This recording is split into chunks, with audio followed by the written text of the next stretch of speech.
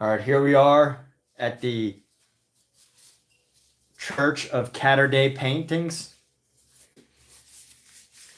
The Church of Catterday Paintings, and we're painting this idolatry, this icon, the black cat that represents the icon of the Church of Catterday Paints. I just made that up, by the way. Catterday Paints. That's funny. That is hilarious. Let's go. Let's paint. I've been procrastinating for a little while today, but I'm out of it now. Yo, Weezer. Double star Weezer. Kate. Kate, number one. It only took 2 messages. Let's keep it up. Keep it up. We are here at the Church of Catterday Paints. Whoa, Weezer sent a Sunday. It is a Sunday on a Sunday, which is fantastic. Look at that. Weezer has sent a Sunday. Who doesn't love a good Sunday? What's everybody's favorite flavor ice cream? That should be the topic of the day. That's the question of the day. Favorite ice cream. Start Q&A. No, it's not going to be a Q&A. Actually, no, it should just be a Q&A. What is your favorite ice cream? Favorite flavor. Favorite ice cream flavor. I'm in the mood for ice cream right now, even though it's cold. What is your favorite ice cream flavor? Here we go. Start Q&A. Let's see where I could put this. It's probably better if I cover my own face and not the painting, right? Yeah, there we go. So you can still see the painting. That's our discussion of the day. We are the Church of Catterday Paints. Now let's get painting. Happy Sunday night. Tomorrow is Monday, which means some people will be totally miserable and other people will be incredibly, incredibly happy. And what do we need to do still on this painting? I think our face is good. There's some facial details that need to be worked on over there. I need to tighten up the area around her face. Let's work this face again. Let's continue to work this face. Let's find a good dark purple. Actually, you know what? I've got these colors here. I've got these colors. And I'm trying to think. Should I go with the red and a dark blue here? We're going to go with a red and a dark blue. Let's see if we can find a good Your favorite ice cream is chocolate. Favorite ice cream flavor is chocolate. Chocolate. Good choice. Chocolate's a great flavor. I am particularly a cookies and cream kind of guy. I love my cookies and cream. That's my favorite ice cream flavor, and it will remain my favorite ice cream flavor.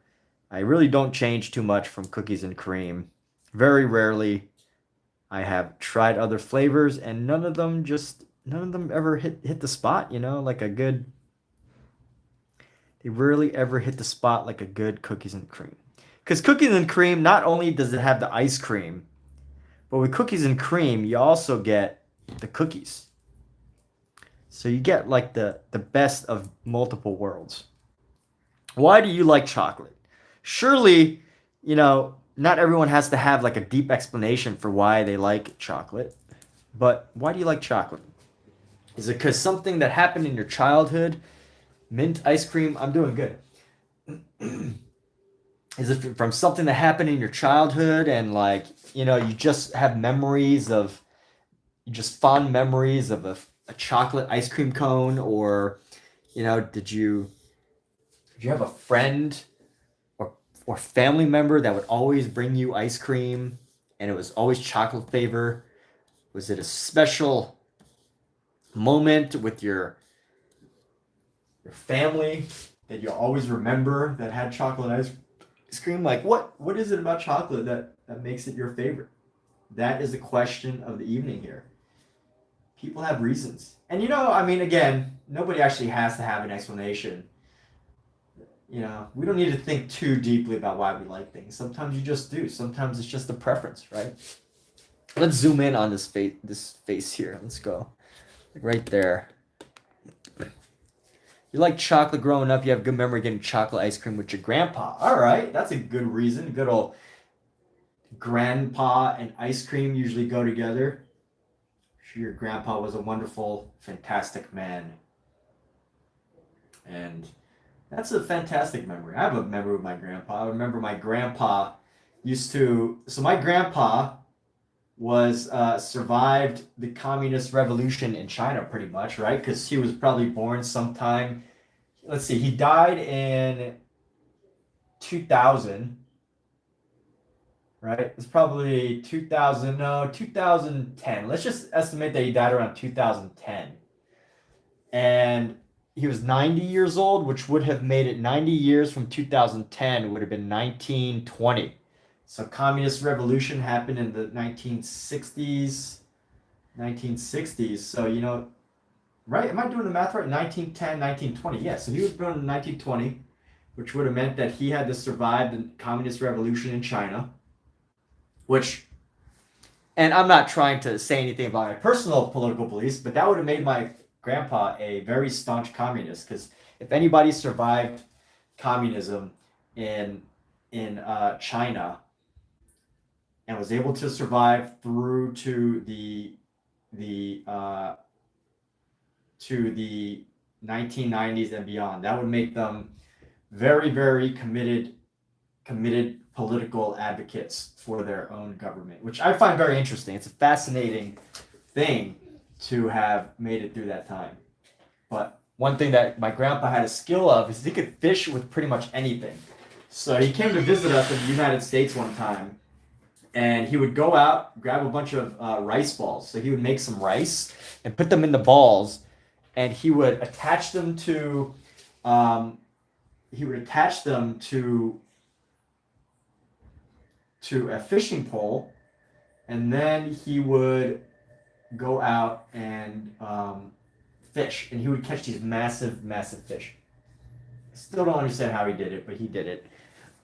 And that was my grandfather, the fisherman. So anyway, you said you like chocolate growing up. Where's my favorite movie? My favorite movie, I like a lot of movies. I don't really have like a favorite. I like Saving Private Ryan. That's one of my favorites. Wong Kar-wai, In the Mood for Love is one of my favorites. It's a very classic Chinese drama. Wong Kar-wai's In the Mood for Love, very very romancy drama. Not for everybody, but I don't. It's not the romantic element, right? It's not the romance element that I really love about that movie. It is the how do I explain? It is the filmmaking, the directing, the tension, the actual filmmaking and directorial and acting choices of the movie In the Mood for Love that really really gets me. And it's just so interesting. It's just a really great study as far as like a film study as well. I think it's a fantastic movie. In the Mood for Love, Wong Kar-wai, one of my favorite directors. And again, it's not because of the theme of the stories that he does, as much as it is just the way that he makes you feel during his films that I find absolutely spectacular. The way that they make you feel. So your grandpa is still alive and he used to paint. That's amazing, Weezer. Thank you. By the way, I didn't mean to get all, wild and historical there, but I really find it an interesting thing to think that many people's parents and family members and all of that were in China between 1960 to up until 1990, they went through a massive cultural change, which I find absolutely fascinating. So that's the history of my grandpa. But I am an American. I live in the United States. I love America. Love the United States. Just putting that out there in case anyone takes what I'm saying too seriously regarding China. Anyway, let's get painting and stop talking about global revolutions or revolutions, right? Very sensitive subject. Very sensitive subject. So I'm just going in with some deep purples here. I'm going to go with a nice deep purple and just bring this in here.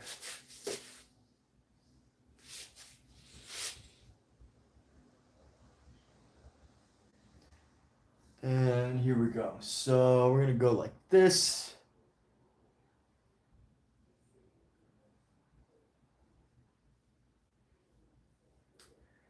We're going to come around, just let that kind of become a thing. Let's see, we're going to pop this up right here. It's a little bit too thick. Your grandpa's also a veteran. Wonderful, fantastic. All right. Did you say your grandpa's a framer or did you misspell farmer? I know you probably didn't misspell farmer, but just in case, getting some clarification there, just to make sure. You never know when someone might have misadded some information. Your grandpa's a framer. Like he frames things for a living. That's great. That's a perfect artist business, right? To become also a framer.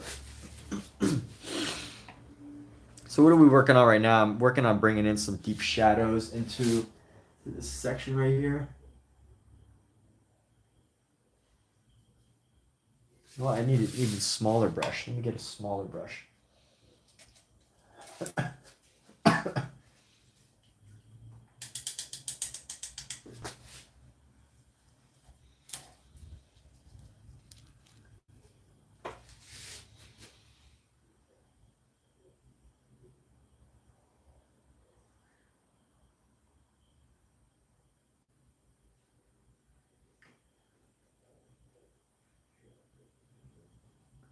But my American grandpa,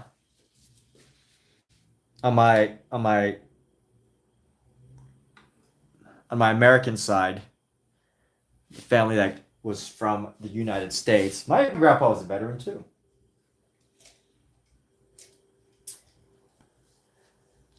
So there we go. Your grandpa is an awesome farmer. That's cool. Yeah, so my grandpa was a veteran as well. On the American side. And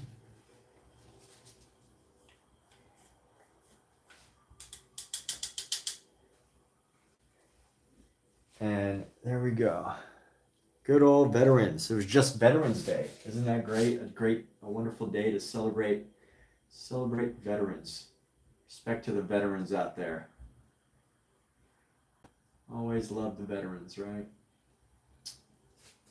So here we go. We're gonna go, and we're just finding our deep and dark purples, getting our deep dark purples into this.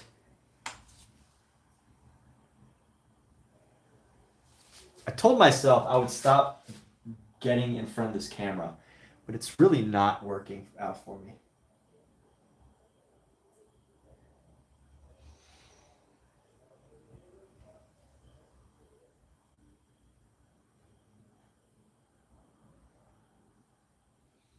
It's not working out. Let me go like this.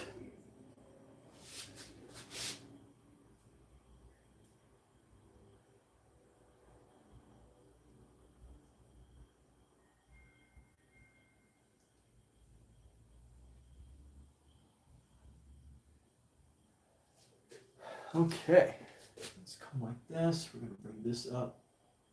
This shadow nice.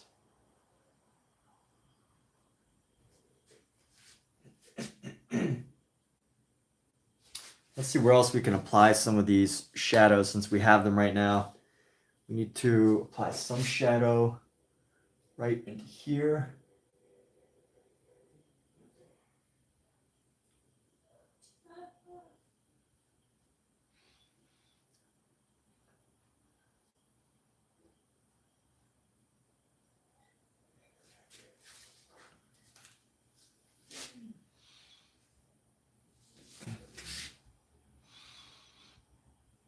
Which war did he fight? So my grandpa was just after he was in just after like in the army or something, just after World War II.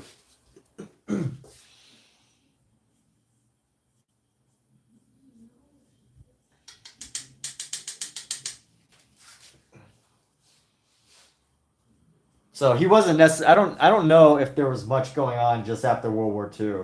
He might, you know what? Honestly, he might have been in World War II. I'm not sure. I don't think he was, because I feel like I would have heard more stories. But he was definitely in the army at some point as a communicate. I think he was a communications guy.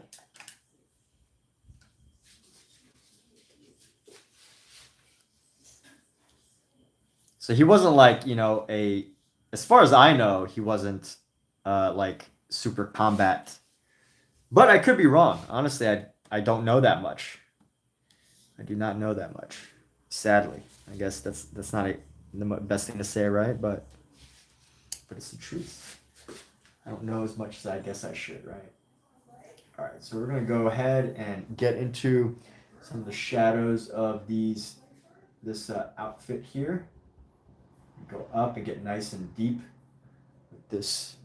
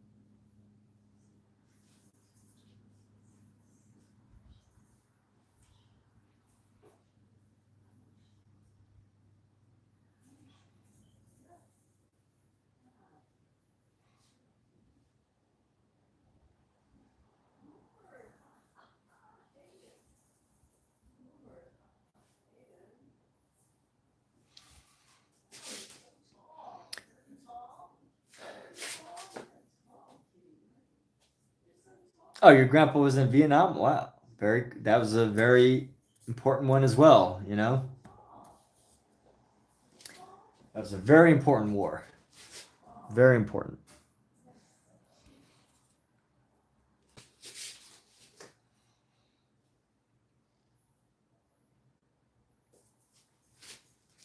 Very important times, critical times for both America's challenges after World War II and just the changing of global politics and all that. A lot going on. A lot to unravel there. But also, I don't know how old you are, but I'm guessing if they were in the Vietnam War, you're probably younger. Vietnam War, what, late 60s and 70s into the 70s? Into the 70s. So I'm guessing probably, you're maybe 10 years, 10 to 15 years younger than I am. It's my guess. You don't have to tell me. You can keep your privacy. I'm just throwing ideas out there.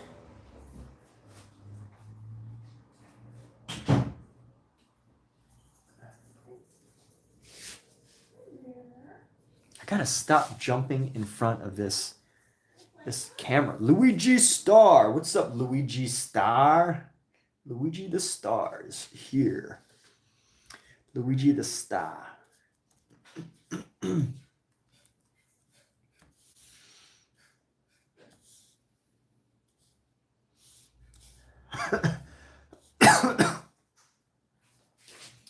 right here, we need to go back into this space. We need to go through here and create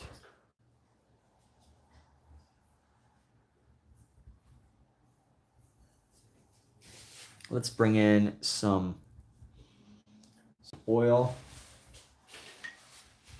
just to help the spreadability of this.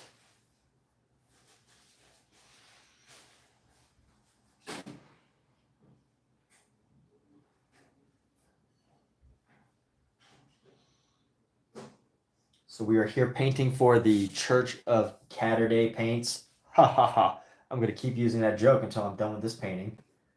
And then maybe I'll use it afterwards too. I don't know. We'll see. Church of Catterday paints. But Kate says her grandpa had Air Force. Had Air Force? You mean like Air Force Ones? Or what do you mean by that? Is that a joke, Kate? Or oh, let me raise this up. Raise this up.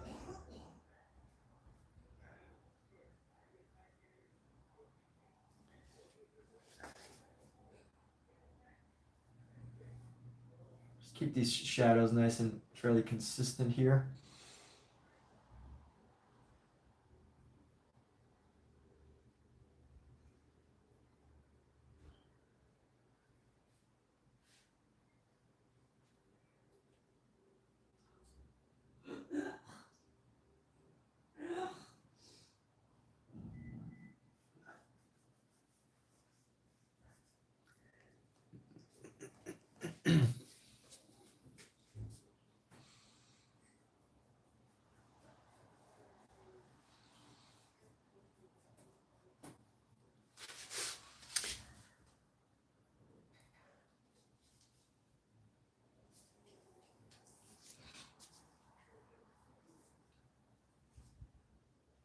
Can't have ice cream and you're lactose intolerant, Taylor? All right.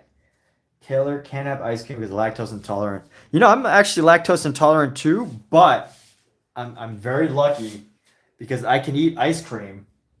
I just cannot drink straight milk. I can eat cheese. I can eat pretty much everything. I just can't drink milk straight from milk. That's it. But I find that a blessing, an absolute blessing of my life, that I do have the ability to drink milk and such.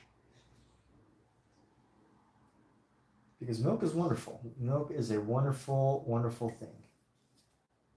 I mean, what am I saying? I have the ability to eat ice cream and cheese, and it's wonderful because cheese is a wonderful, wonderful thing. That's what I meant to say.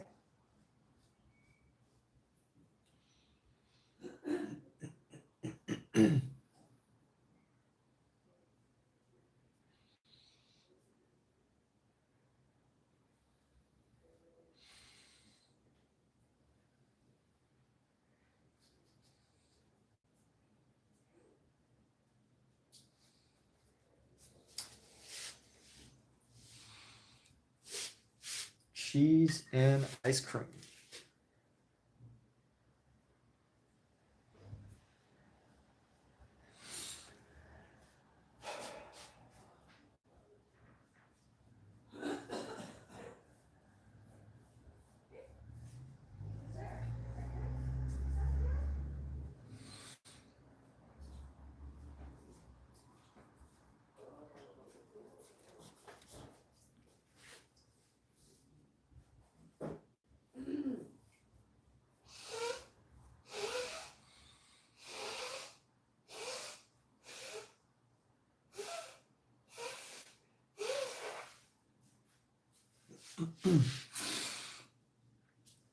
Never met your grandpa?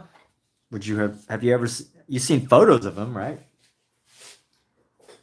I met all, you know, I gotta say, I am fortunate to say that I've met all my grandparents.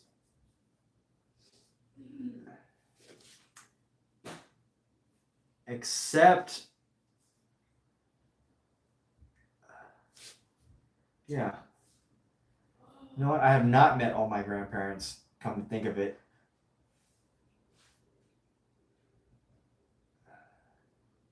I've not met all my grandparents. How do you forget something like that, right? An interesting life story.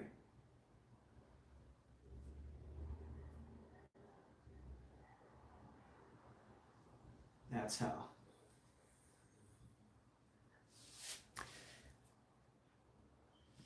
Uh, let's see. So we're going into here and we're going in with some deep purples here. Life story. I don't need to get too into detail with it, but now that we're talking about it, I have not met all my grandparents. As far as I know. As far as I know, I have not met all of my grandparents.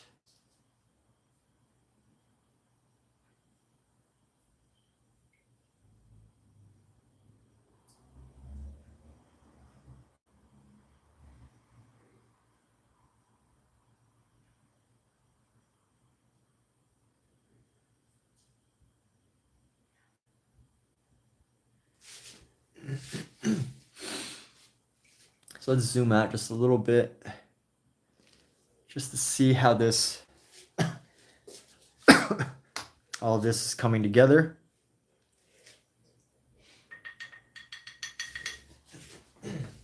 So if this light's coming from like up there, this is a pretty safe setup for our paint right now. You know what, we're gonna add, push our shadow just a little bit to the edge here.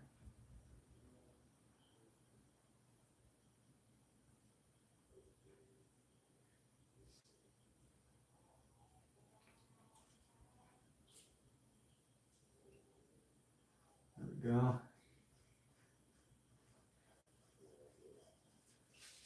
Let's bring that down.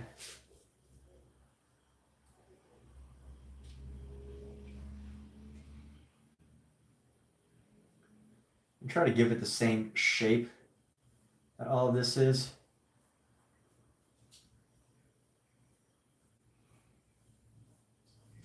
I'm gonna bring this purple down.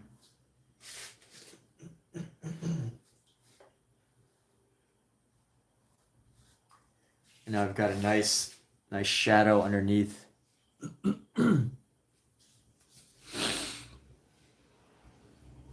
Weezer sent a floating heart. Weezer has sent a floating heart. Thank you so much, Weezer. Hearts and ice cream and sundaes. What a wonderful afternoon. Thank you so much. Thank you so much for supporting the channel. And all of that. And I shall continue to help to entertain everybody and keep everybody entertained. Right? That is the goal. Pump out new paintings, new ideas, all of that. All of that, all the good stuff.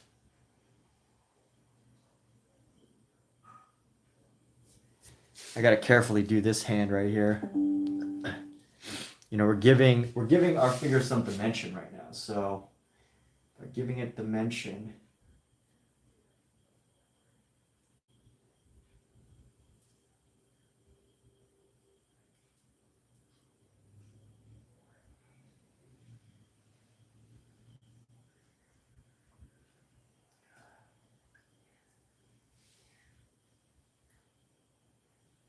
honestly, I could probably work on this painting like forever. I could work on it for so long. The floating hearts and the Weezers. The Weezers and the floating hearts. Floating hearts. Let's go ahead and keep up with this dark shadow of purple. This is the dark version of purple. Our dark violet is another way of calling it. Let's try to find a way to get this in here. So there's some areas that need some more of this. So right here specifically, I'm gonna do like a triangle over the arm. So we're gonna go right into here.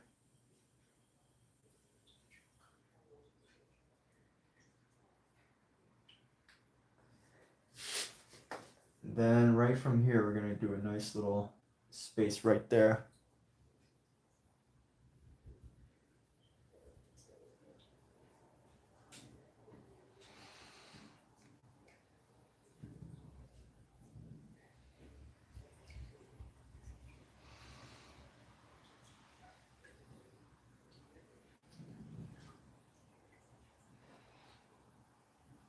There's a lot of water sounds out my back door because it's raining. That's why.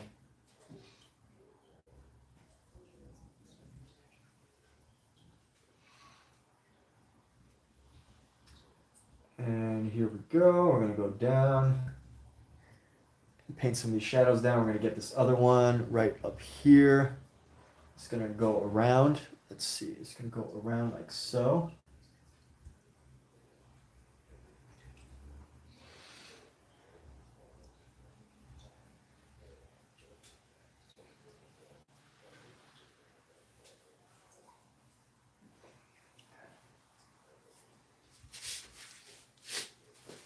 And as you can tell, we're starting to create some deeper shadows over the whole thing. and it helps us to add certain definition. So the conversation was, what's your favorite flavor ice cream? We're going to put that away. We've already discussed the ice cream subject far enough, right? Anybody else feel like we need to take this ice cream, the topic of ice cream further? You feel free to speak now, but you don't have to forever hold your peace. You don't ever have to hold your peace.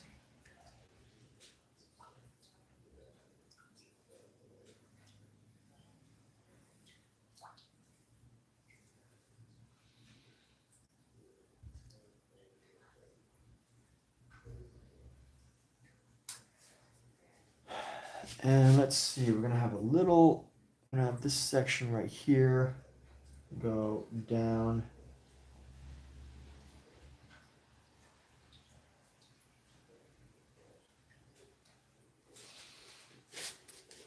And let's go bring down a little triangle.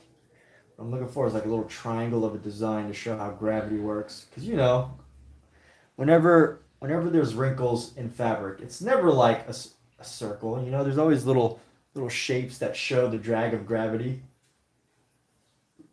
So I'm trying to capture that with the dark shadows first, and then we'll go back in later. Go back in later for the lighter ideas.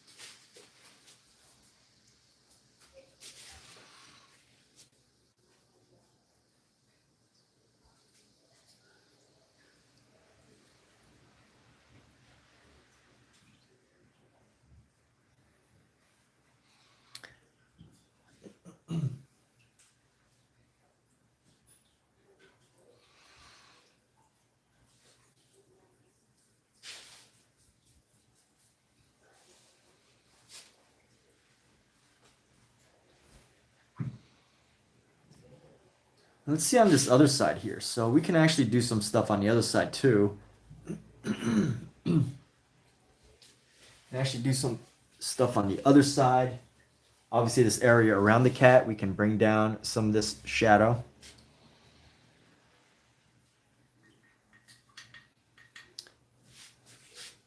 Yo, Omizu, welcome to the Church of Catterday Paints.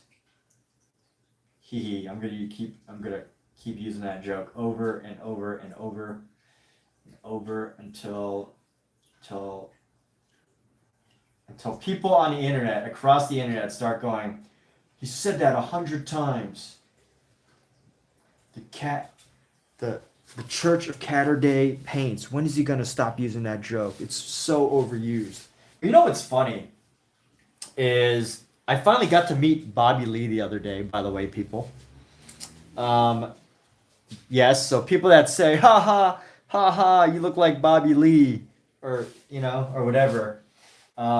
People never actually go "ha ha," so I don't know why I'm making that up, but people say, "Hey, look, it's like Bobby Lee painting or something like that." I've had that, and what I find is so interesting is I met Bobby Lee. Speaking of like jokes and stuff, and I told him that I loved one of his jokes that I got to see in person. Bobby Lee is probably one of the top comedians to see live that I would recommend. And I've probably only seen a few. I'm not like a comedian connoisseur of comedy.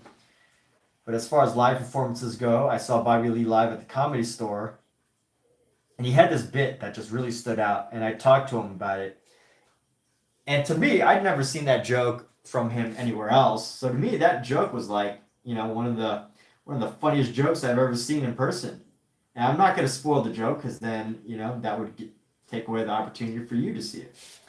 But I told him how funny I thought it was, and what I thought was interesting was that like he instantly knew. He's like, "Oh yeah, that bit," and then he's like, "Thank you." But what I realize is that even a comedian like Bobby Lee, who's world renowned, globally recognized, globally recognized, world renowned, famous superstar, entertainment, whatever, even someone like Bobby Lee has jokes that people have not heard before. And he's been heard by millions of people, right? So just thinking about that, I don't think I'm going to have any issues with people having heard my joke before of the Church of Catterday Paints. I gave the Bobby Lee story just so I could say that. And to brag about how I met Bobby Lee, which was awesome. Bobby Lee's awesome. Very funny guy, as you might imagine.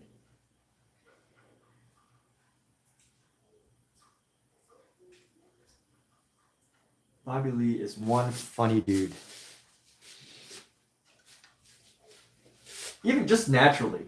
I'm not saying that he acts funny all day, but I got to see him like at work. And it was really interesting to see how he turns on a character of Bobby Lee.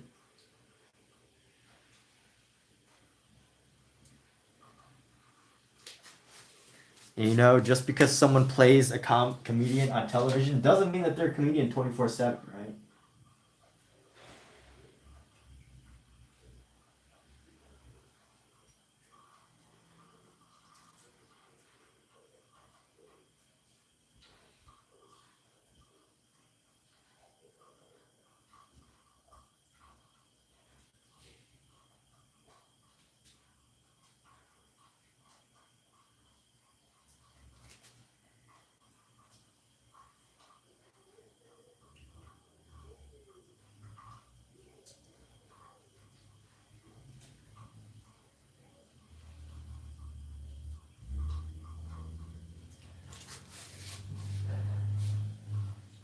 His painting really looks almost cartoonish with the way these shadows are going. And I hope that I can eventually fix all that. Make it look less cartoonish. For now, we'll see. We gotta add the shadows before we can really take them away, right?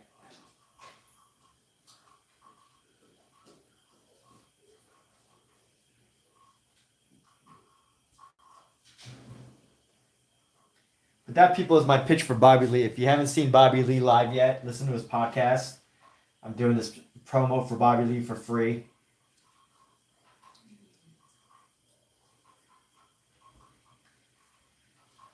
So I think Bobby Lee has a podcast. I wouldn't be surprised. I feel like he has a podcast. So go watch Bobby Lee, everybody. Funniest Asian man alive.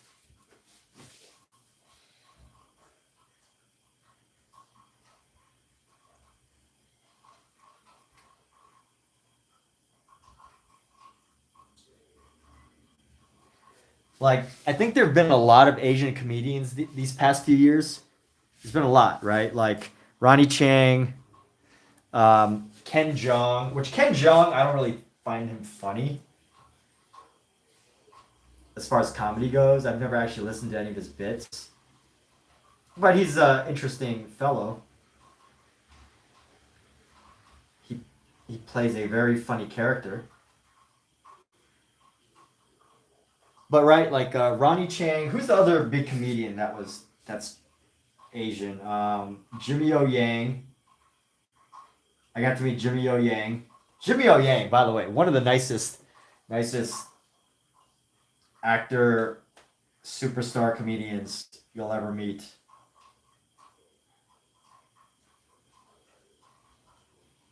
Very, very fantastic personality. Interacts with people. It's great. Absolutely fantastic human being. Jimmy O Yang is. You know what I forgot? I forgot to paint his tail yesterday. Got to paint this cat's tail. So we're gonna go work on his tail in a little bit. Before we do that, gotta get this body part down.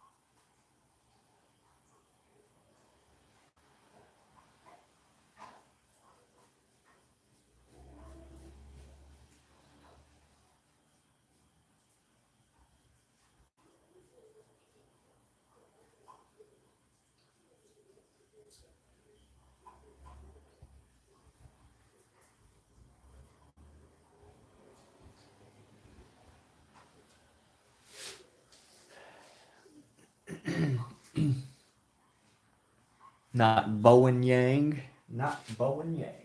Not Bowen Yang. Not Bowen Yang. Jimmy O Yang. Do you not know Jimmy O Yang?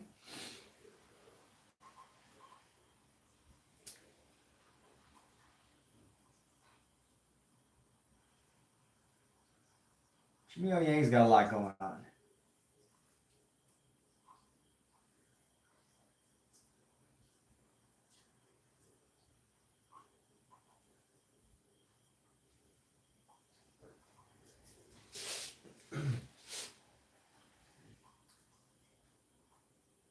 But I think what Jimmy O Yang makes Jimmy O Yang funny, as opposed to why I think Bobby Lee is more naturally funny.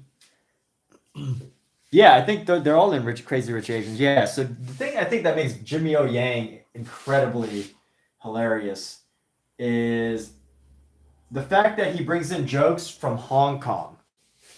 Right? There's not too many comedians that are actually like from Hong Kong that are making jokes about Hong Kong, right? So, he's bringing in his like life experience from Hong Kong, which is really unique. But so it's just a very unique situation to Jimmy O Yang to bring in his experiences from Hong Kong life, growing up. And he's like such a great comedian because he's like his jokes are like all appropriate, but they're also like hilarious and for adults at the same time. Like adults can relate without getting upset. Jimmy O Yang is a funny guy. That's what I'm saying. Jimmy O Yang's funny. Bobby Lee is funny. I met David Cho. I met David Cho too. I met all the Asian greats of entertainment and comedy. Jeez. I've actually met Ronnie Chang too, by the way. Now that I think of it. I actually was just passing by him one time. But I've been, let's see, who else? Um there's one female actress that's Asian that's making waves right now. I can't remember her name, but she's in the studio. She's in a couple movies. Um, Michelle Yeoh. I worked on a movie with Michelle Yeoh's movie, Everything Everywhere All at Once. It's all the biggest Asian talent. I've had the opportunity to be in the room with them.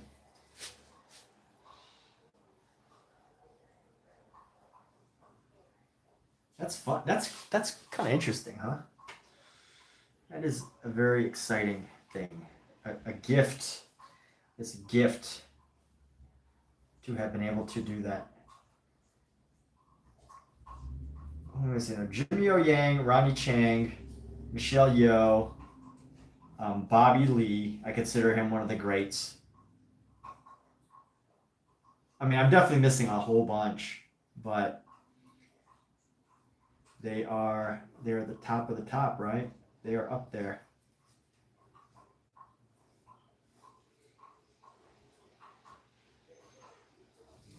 So I'm just using a nice deep black and just going over this all over again with the deep black here.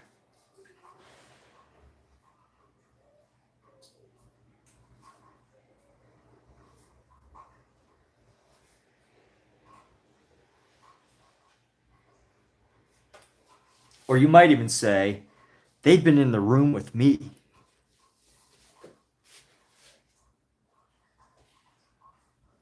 But no, I've still got some more reputation to build up before I can really hang with the best, right?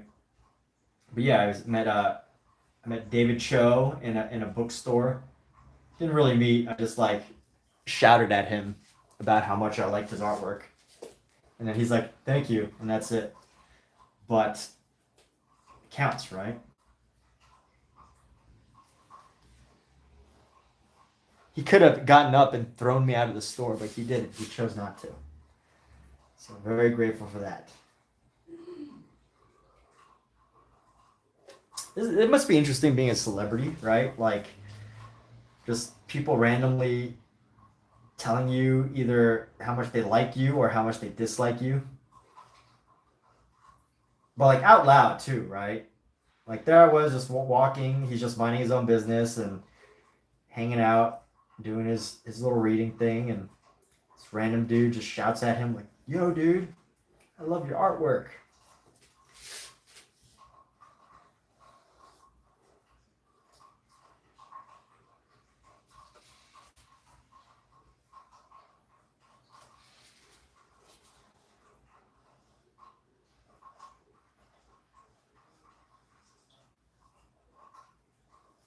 My one gripe with this painting as my one gripe with this painting as I'm making it is it doesn't really feel like me. It feels, as I'm doing these like nice clean areas that are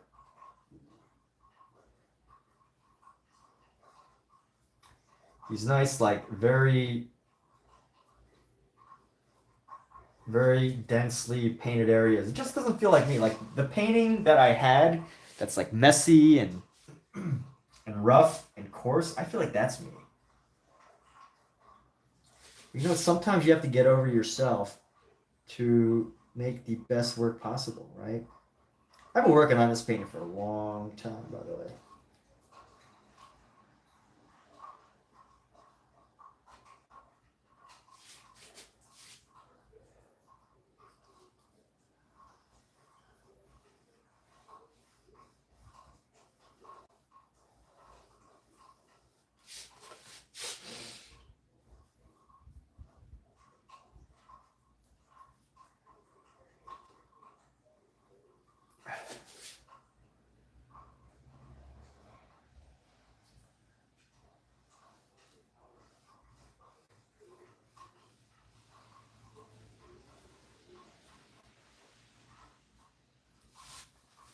All right, just a little bit more on this tail here.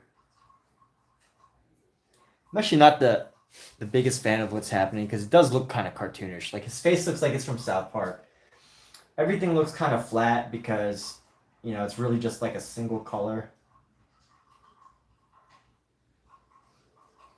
There's not enough nuance in the shadows and everything. All these are, basic criticisms of myself, but of the artwork. It's okay. We're gonna keep this going, and we're gonna push it as far as I feel I can.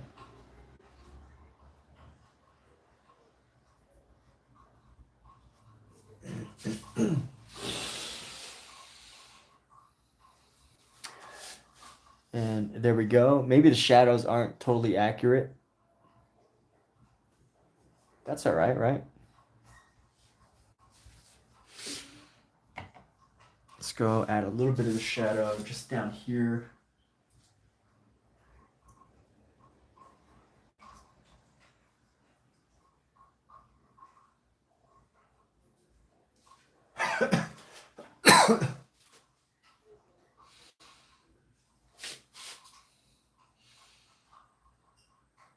All right, let's go.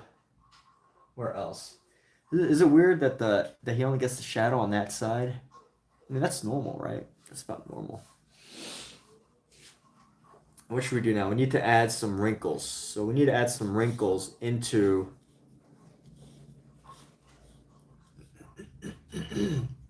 this outfit here. So whatever's happening, there's going to be we're going to show that there's a separation. Well, you know, if the light's coming down, there probably won't be as much. In fact, there's probably going to be shadow on the other side, but let's just play with it. Let's see. I'm trying to make up, like, if the light's definitely coming from the side, I'm going to bring this down.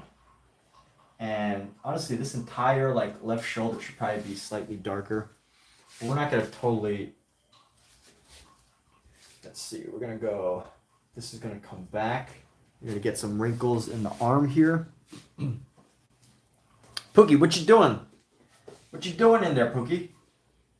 What is you doing? What you doing?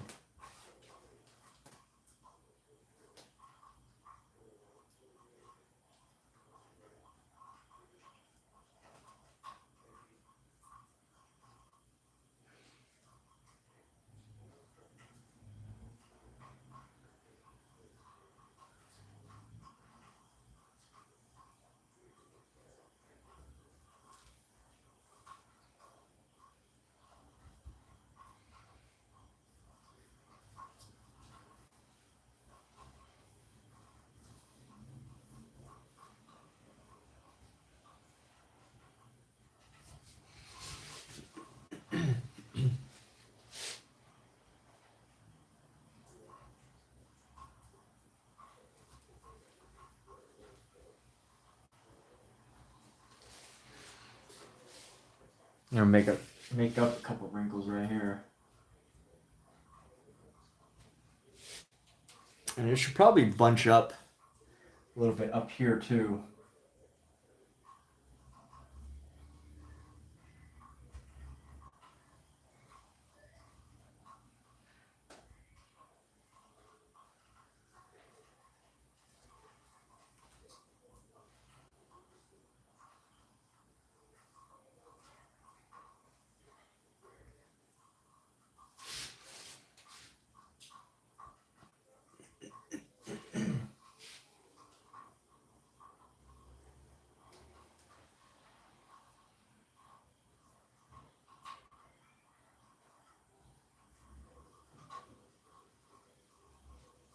Sadly, I have to make this part up.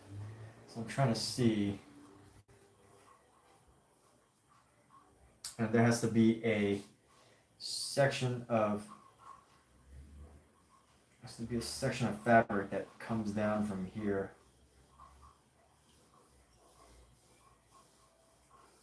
to make sense.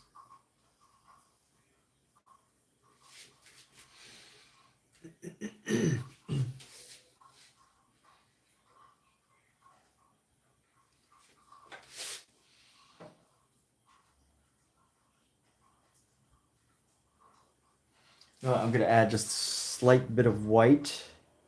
Start bringing some white into this. This is when I usually start to get in trouble. So when I start to add white, so try to make it lighter. What's up, Pookie? Hanging out with me while I paint? Is that what you like to do, Pookie? You like to hang out with me while I paint, eh? Yes, that's my Pookie. That's my Pookie. This needs to be a little lighter, a little bit more white.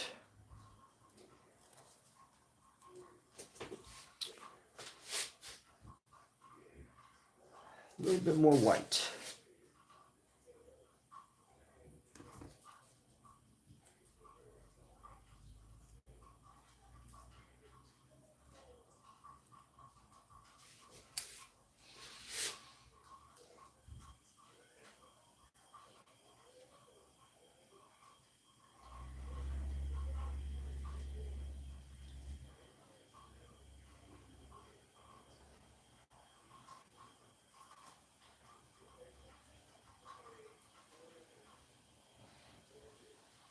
One of my mentors often told me I should never try to make things up. And you should always try to take references of everything. And here I am, not listening to a single thing they said. I'm breaking rules. I'm breaking the rule that my mentor told me. Always get references for everything.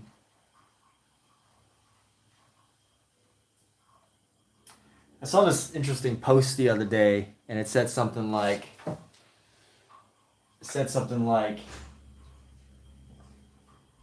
these artists are breaking rules. I thought it was such a funny post because they didn't specify what rules these artists were breaking. So all it looked like was that these artists were just, just painted, right? Like you couldn't tell that the artist broke any rules, especially today, because, every artist thinks that they're breaking rules today, right? Like we kind of have to pretend like we're all breaking rules to sound edgy or new and modern and fresh, right? Especially if you're over the age of 18 or 25. If you're not in college anymore, you really gotta try really hard to stay relevant, right? Unless unless you didn't have like a peak time in your 20s or whatever, and you're just now starting to find that. But I think for the most part, if you're like an artist over the age of like 20 or 30,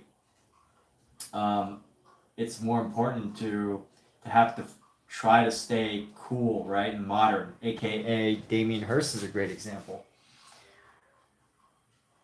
Maybe not for everybody, but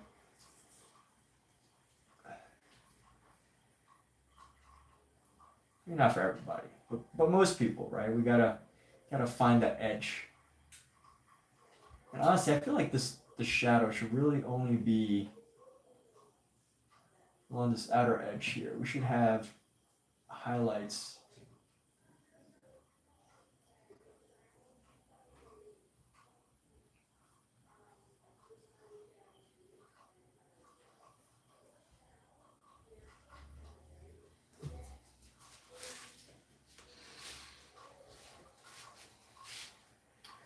It's only along the outer edge that we should have these shadows here. Oh yeah, so back to my point about breaking rules. Basically, it was saying how artists, these artists were breaking rules, but didn't say what rules. And today it's like every artist is probably breaking some rule, right?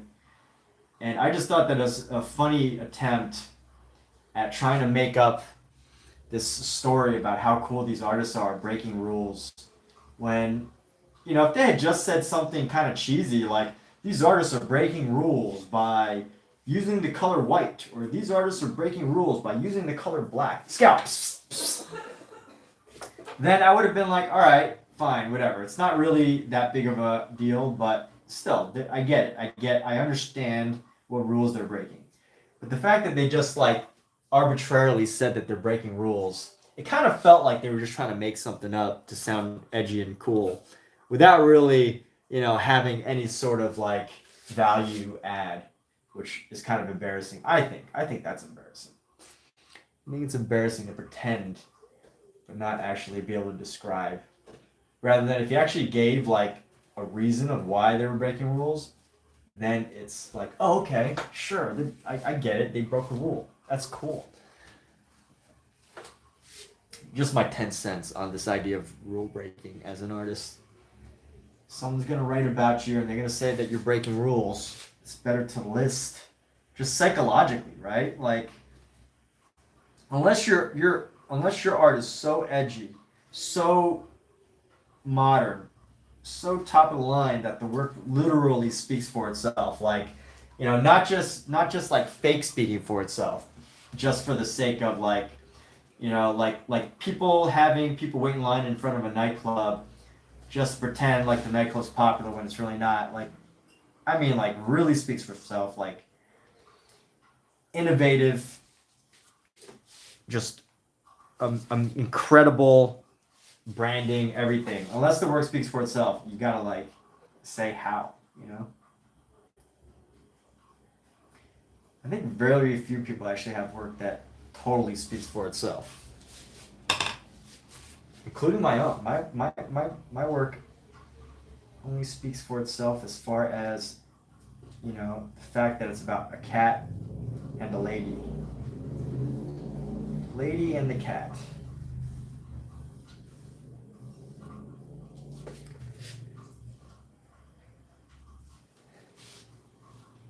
Now, what do you think? Anybody have any opinions on what I'm saying? Does this sound like expert wisdom, or does this sound like expert BS? I like when people call me out on my BS, because then I know that I'm making up BS.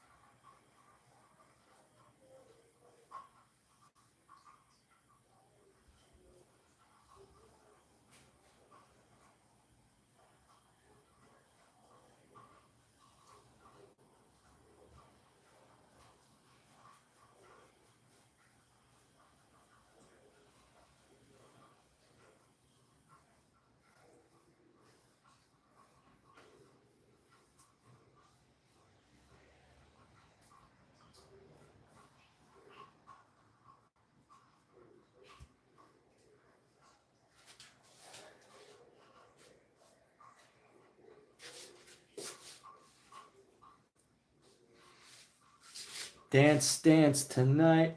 Dance, dance the night away.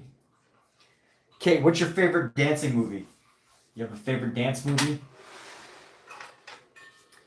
My mom is obsessed with the movie. Uh, Actually, I don't know the name of the movie. This is a dance movie with Patrick Swayze. Kat, what's the Patrick Swayze dancing movie called? Oh yeah, my mom really loves that movie.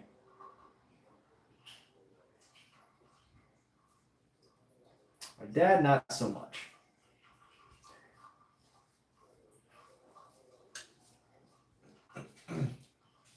How do we do this? Oh yeah, Omizu has that trick. Omizu taught me the pinky trick. You often use this pinky trick on oil because oil takes so long to dry. But today we can because this oil paint has mostly dried.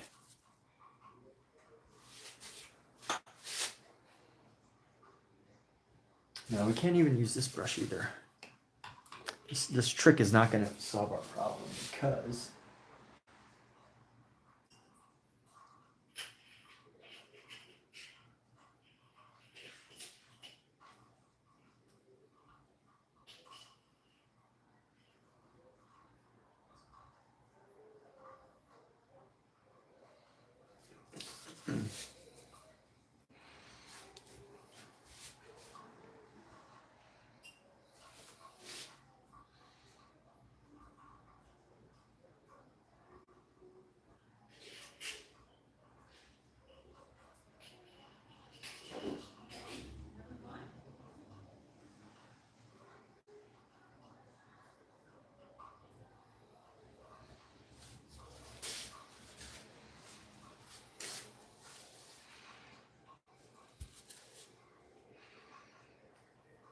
all you do is win, win. All Kate does is win.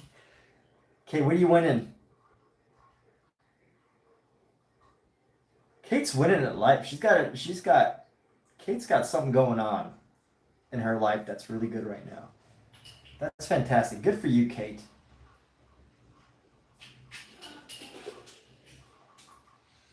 Good for you, Kate. It is fantastic that you're winning at life.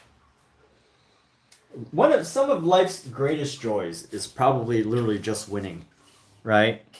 Like if you could just be a champion, I imagine being a champion athlete would probably be one of the greatest joys in life.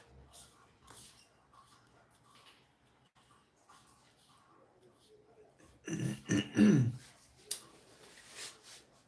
right, here we go. We're gonna paint up on this right here.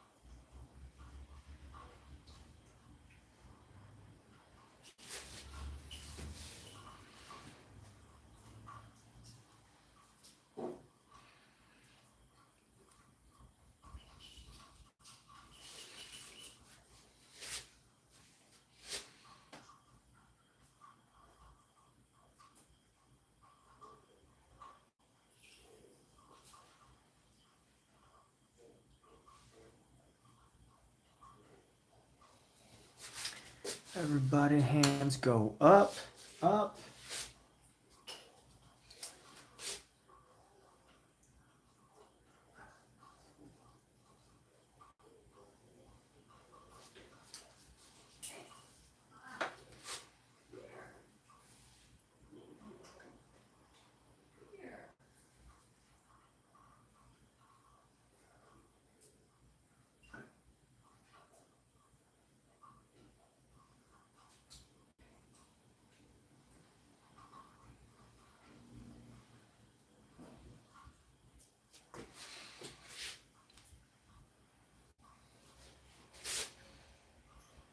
Everybody, hands go up, up.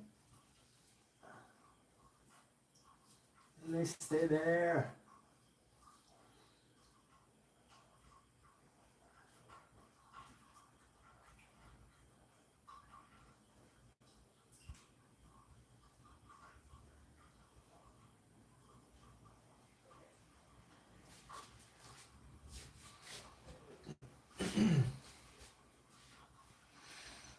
All right, how we doing? We've established some details.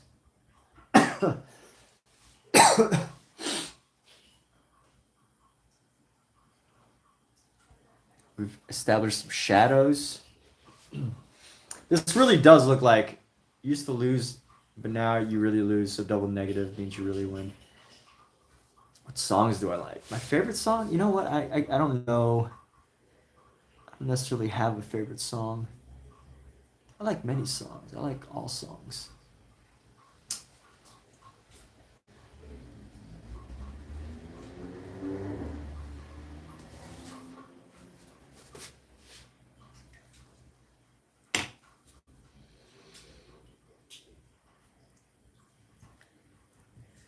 Do I have a favorite song? Probably. What would my favorite song be?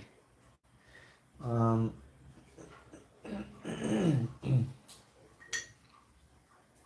I have a favorite song? No, I don't. One of my favorite piano songs is Paco Bell's Canon in D. Paco Bell's Canon in D. That's the song that comes to mind. I like Andre Bocelli.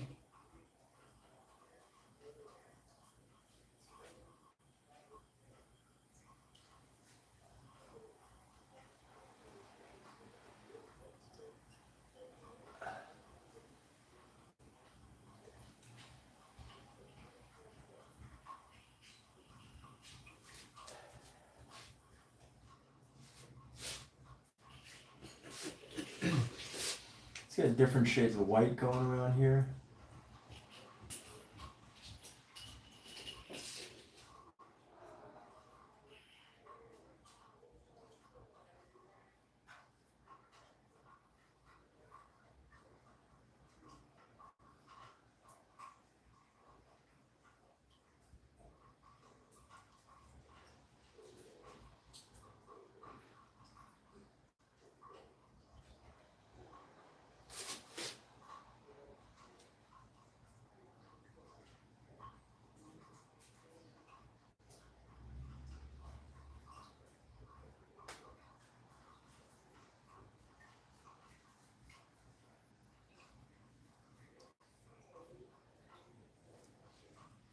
I'm trying to avoid turning this whole thing blue, honestly. And it's starting to turn blue. That is the challenge of painting fabric. Is maybe it ends up being blue. I don't know. Let's just keep going this color. We'll put ourselves in the danger zone and just commit to this color and see what happens.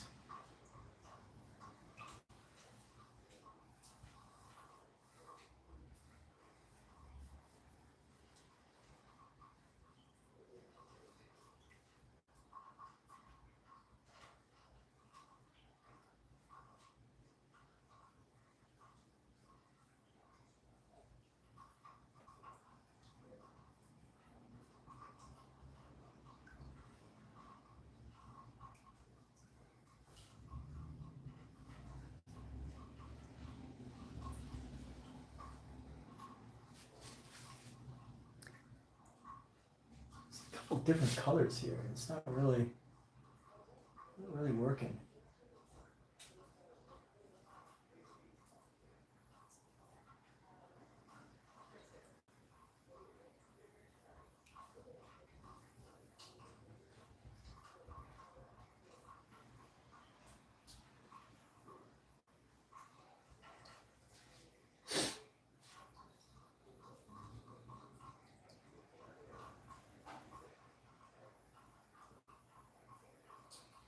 I think I'm gonna get in trouble if I keep going like this because it's got blues, it's got purples. Maybe that's okay. Maybe that's okay. Let's keep going with, let's go with some white.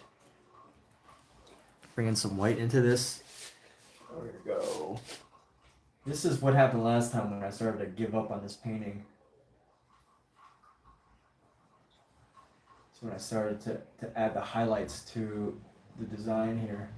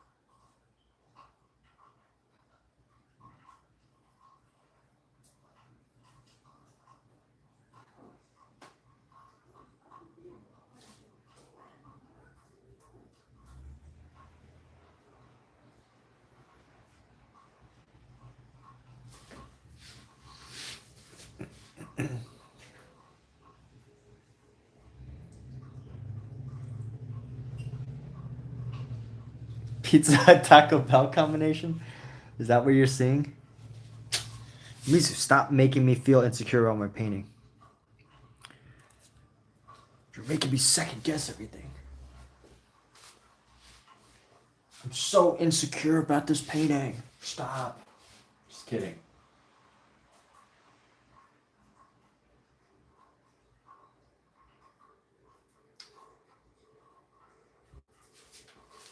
It really does. It really can. As much as I talk about like taking criticism or like accepting criticism, hearing it in real life can actually be really difficult. Even for me. Like if I, occasionally I'll like go with people and then, I'll be at like a party or something, and then somebody will like look at a painting on my shirt and they'll be like, "Oh, what is that?" And instantly I'd be like, "What? What do you mean? You don't know what I painted? Like it should be very clear." And you can't help but feel some sort of way. And it's different in person versus like, on the internet, in my opinion.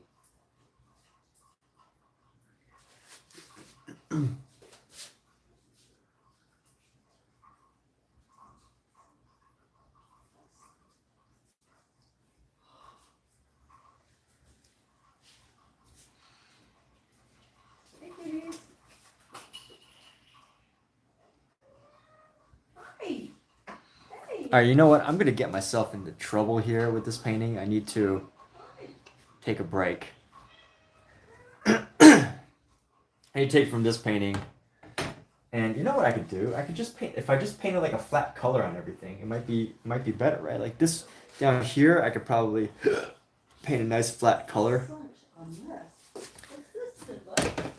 Let's go down here. Did he pee on your bed? No, he didn't pee. He must have thrown up. No, it's on the floor. Oh.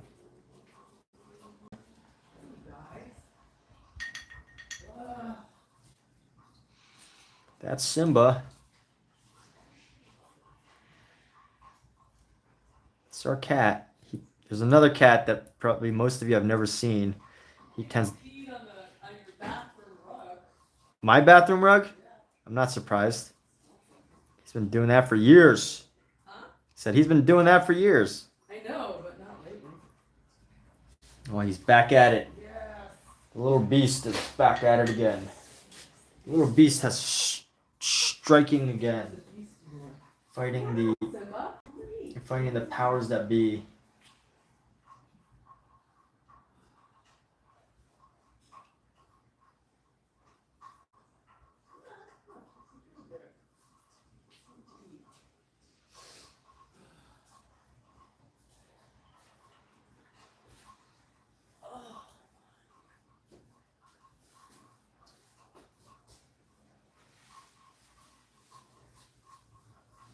It's at this point when I'm like, I don't know what I'm doing anymore. Because I'm losing the beautiful purple color that it was, sadly.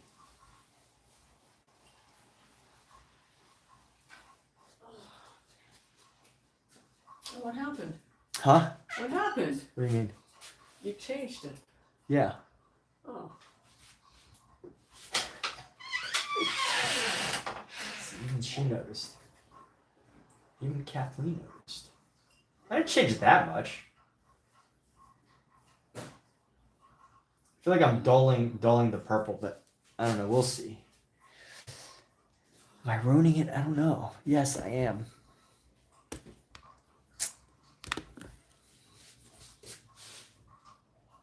Maybe it's for the best.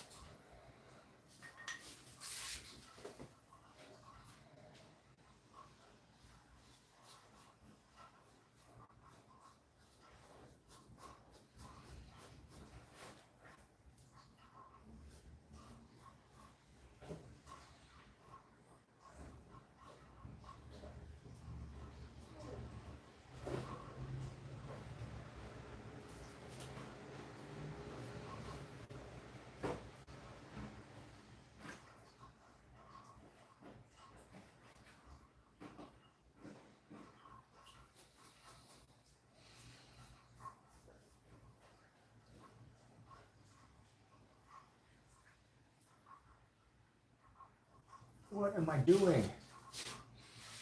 I'm committing. I'm committing to the bit. That's what. Let's see here.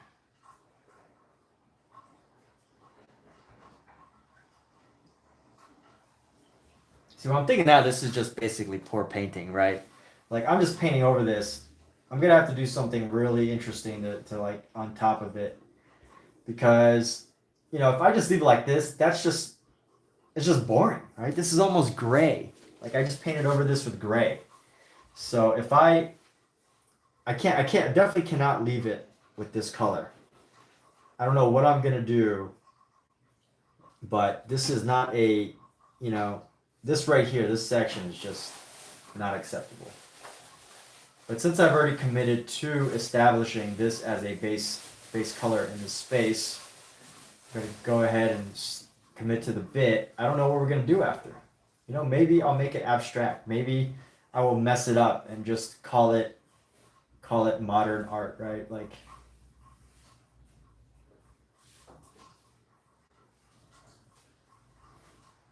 call it edgy. Start giving her some hand tattoos. You know, some finger tattoos. That would be actually a good idea. If I actually wrote some tattoos on her. That would be a great idea, actually. That is brilliant. We have to write that down.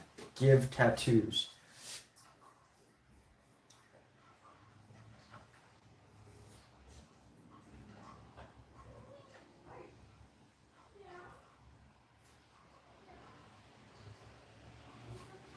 Here are some hand tattoos. Maybe a couple of teardrops.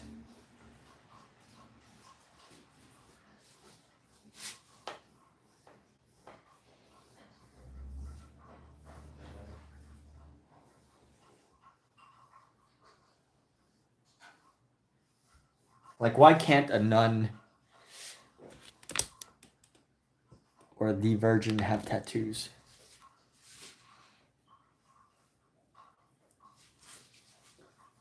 Like, I feel like if a nun did own a black cat, she would naturally have a hand tattoo.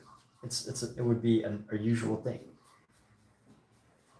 This isn't just any nun though, but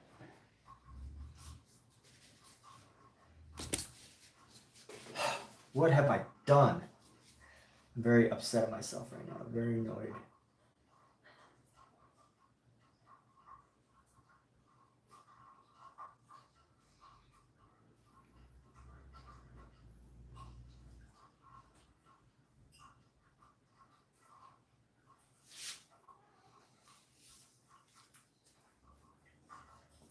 feel like I could have just left some of this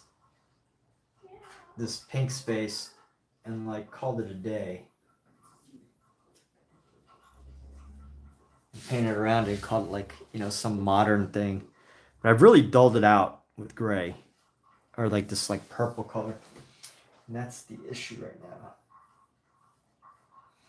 I don't know how I'm gonna recover from it, but we'll find a way, right? We'll figure out how to do this.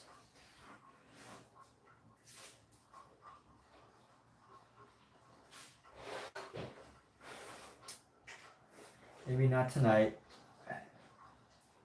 Maybe even not this decade.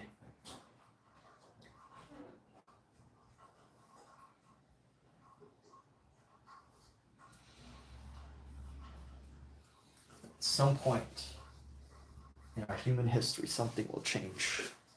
Let's go. And continue grabbing this color and hopefully keep it spreading. There we go, right here.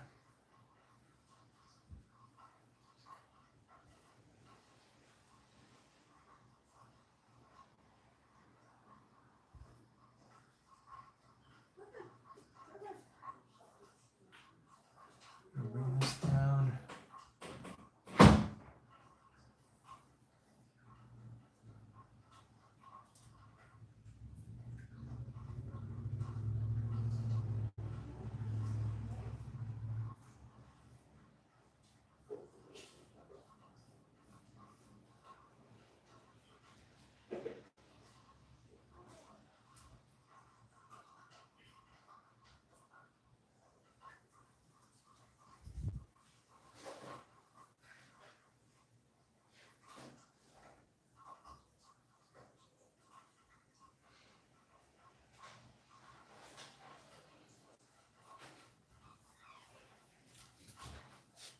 Why I do this?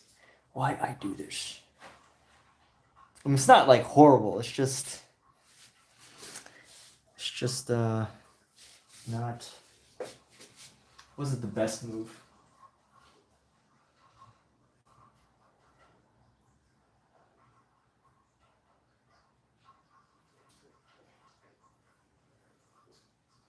Could have been better.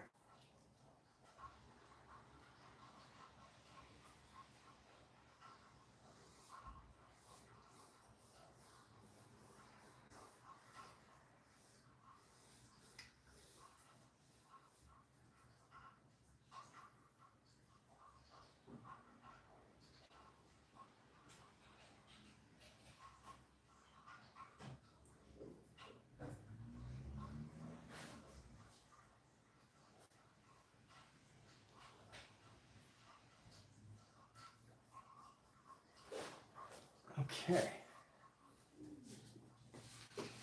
How's that looking? Go down into here.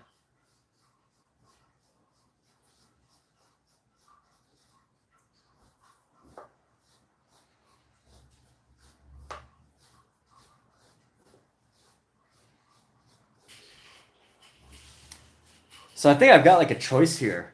You know, it's one of those things. It's like I can either use this and you know, take the lazy way, the abstract way, and use this and like do something wacky and wild in this space and just say, oh, you know, it's expression. It's my personal expression. Or I can see how I can fix this area and you know, take the not lazy way. Lazy painter way. But here's the thing. I think you know, if an artist was super tight and not lazy, they wouldn't have done this in the first place. I don't know. I don't know what I'm saying. I'm just upset at myself that at this little section right here. Just I wanted to make everything purple, and now nothing's like the right color. It's just like all these confusing things. And why am I? What do I do? It is kind of interesting though. This little area right here. I think that's kind of cool.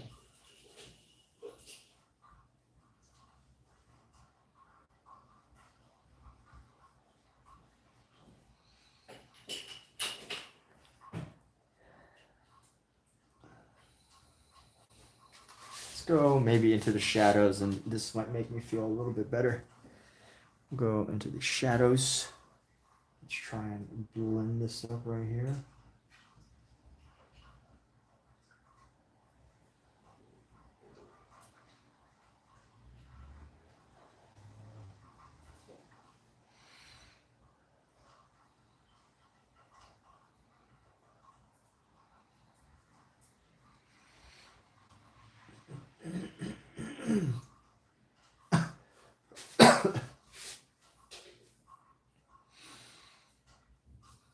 Let's just get some straight highlights here. Let's just go straight highlight right there. No, that's no good.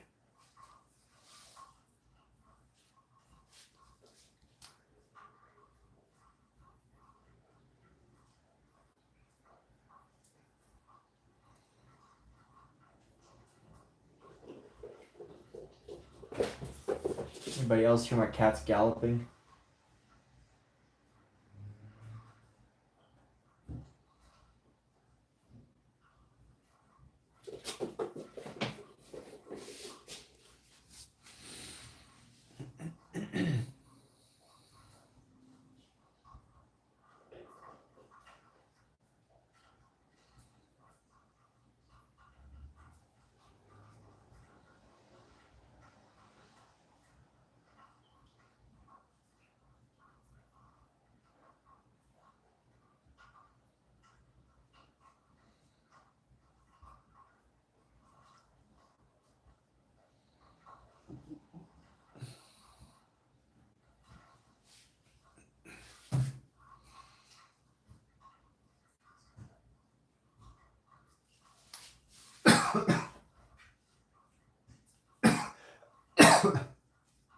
All right, here's what I gotta do. I need to do a painting that's not realist. So we're gonna throw some paint onto this canvas and call it art.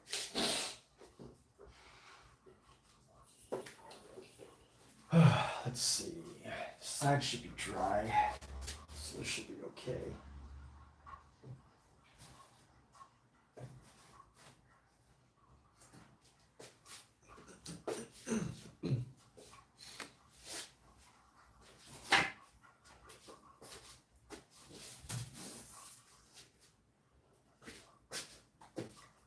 So I had this canvas sitting around from the other day, and I prepared to use it, but I never did.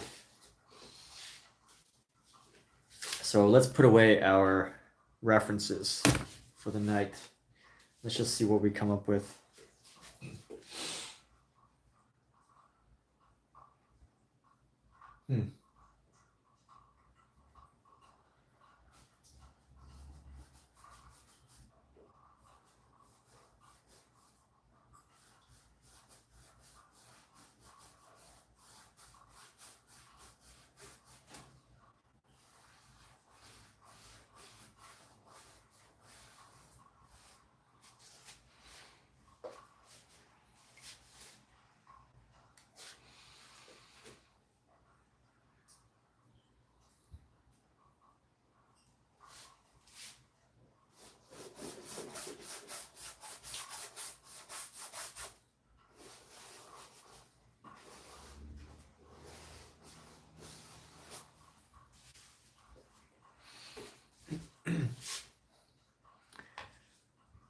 We're just starting with some black here.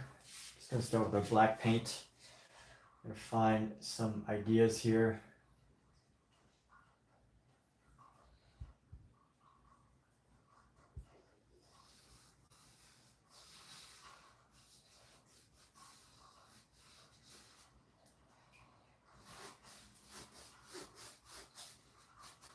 So this is right now painting for the sake of painting here.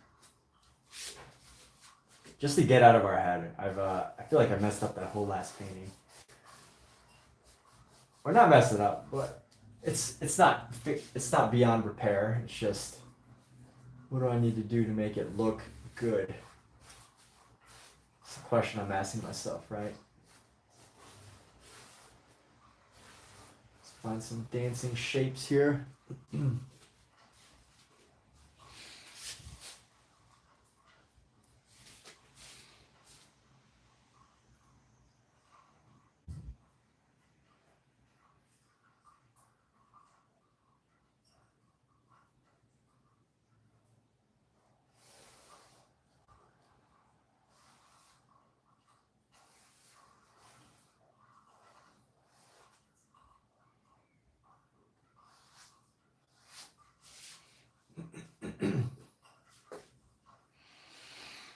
Let's see, where do we go from here? I just one of my favorite brushes, by the way. Light purple. You said Simba? You saw Simba? Did you see Simba?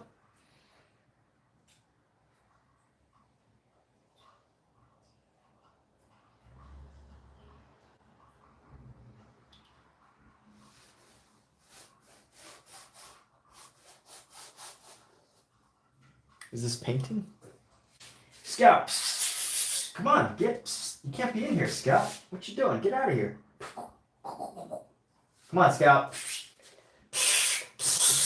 Come on, Scout. There you go. Good boy.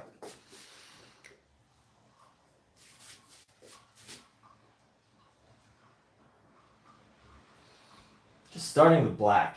And I'm just taking this black paint. I'm just trying to find some shapes that we can mess with. Some areas to design in.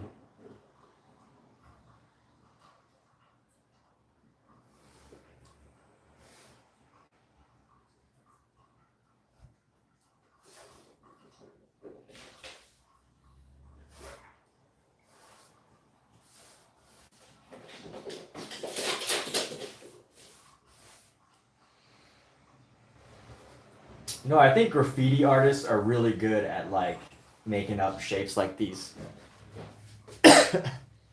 Omizu's probably really good at making random lines on a painting canvas, right? Omizu's good at this. For me, in my mind, I'm like freaking out. I'm like, what if this line doesn't look good? What if the color doesn't look good here? What if this doesn't make sense? Right? What if this is just no one gets it? What if this doesn't make anything? What if all these you can what if yourself to a lack of creativity, right? And then is this even creative? What is the sense here? Is it a creative activity? Why am I oversharing these details? Sometimes I think it's helpful to, back to my original thesis on my live streams, which I like to overshare the thoughts of my mind, whether it be, my own creative, the stuff that artists don't usually share, right? Because it's just too personal. Like, oh, I made a mistake, or oh, this doesn't look good, or oh, I'm not feeling too good about this, or like, what am I not feeling good about, right? These are things that you don't really hear from artists for whatever reason.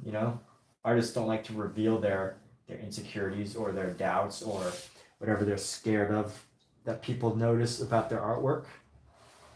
Omizu's probably really good at this. Don Drell artistry. Don Drell, who has inspired me to do photography again, is probably the king of just making random lines.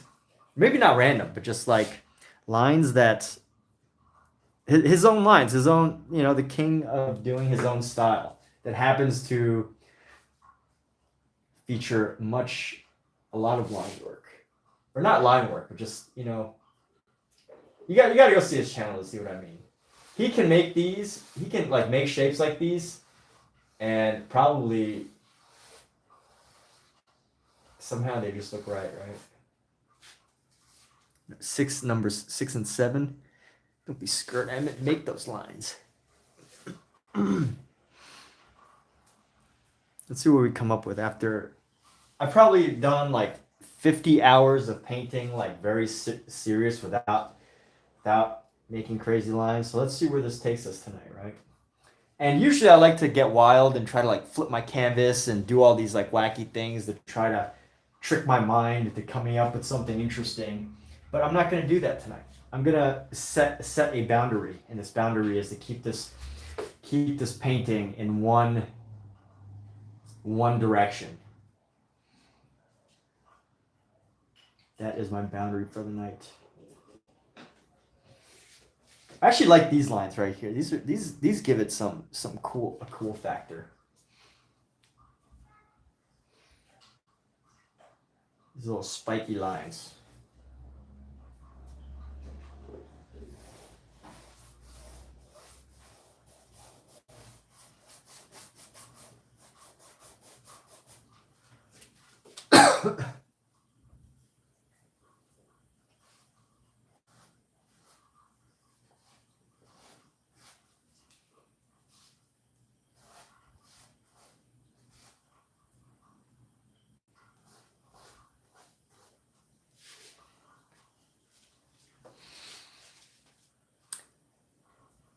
Roku to Shichi. What does that mean? Roku and Shichi. Oh, those are your two cats. Roku Shichi. Roku Shichi. Oh, Mizu, you had two other cats, so that means you had you at one point you had a total of 8 cats, dude. How can you possibly take care of 8 cats? Jeez. The lucky number 8. 8 is a lucky number in Asian cultures.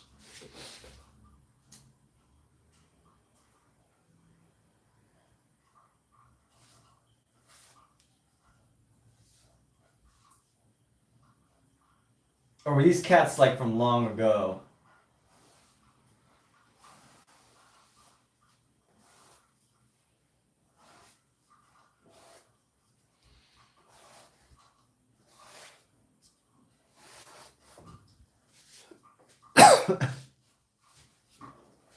Lifetime ago, before AI, these cats. All right, we're not going to use this brush for sure. This is a tiny brush.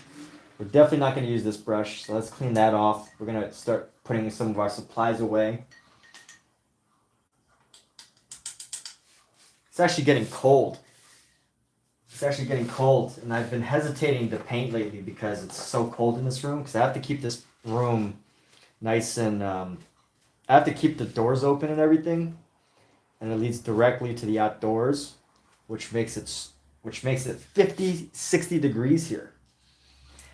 And I'm exaggerating that because I know people living in like Chicago or in the middle of the United States or elsewhere, 60 is like what are you, crazy? That's not cold at all, right? 60 is like normal. 60 is like perfect, ideal. Let's go out and sunbathe weather. But it's been cold these past couple of days because it's been raining a lot in Los Angeles. In case you didn't know. And this brush is too delicate for what I want to achieve. But you know what? Instead of wiping all the paint off, I think I should let it get onto the brush, onto the canvas here. Let's bring it onto the canvas.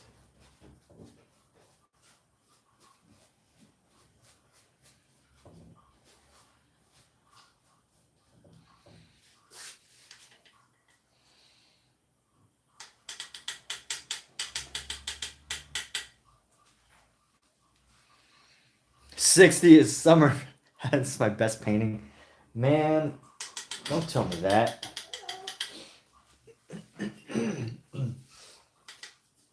Don't tell me that unless you've got a 5-figure buyer for my painting, all right? Don't tell me it's my best painting unless you know somebody that'll throw down 5 figures for this painting. If you do, send them my way. You'll get a commission. You'll get your cut. All right, so we're going to add a couple more lines right here. Let's go like this line right here. Let's clean this brush off.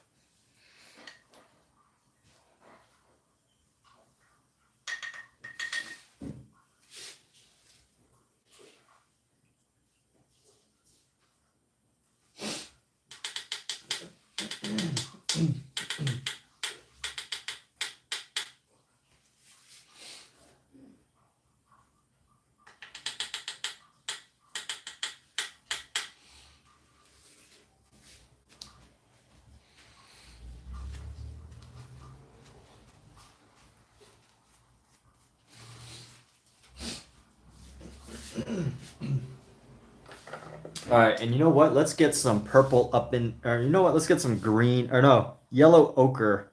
I'm gonna get some. I think yellow ochre and blacks tend to go together. Yellow ochre and black is a color. I'm just gonna blend this down right here and start to use the texture of our oils. Start to bring some of these colors out. Where can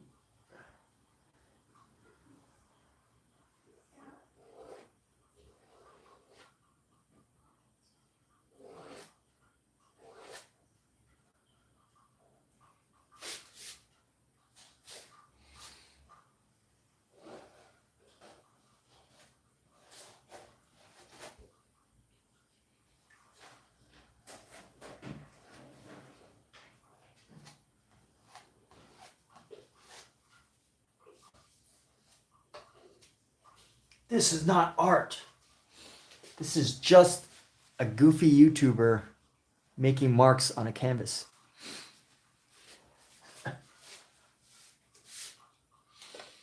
This is not art.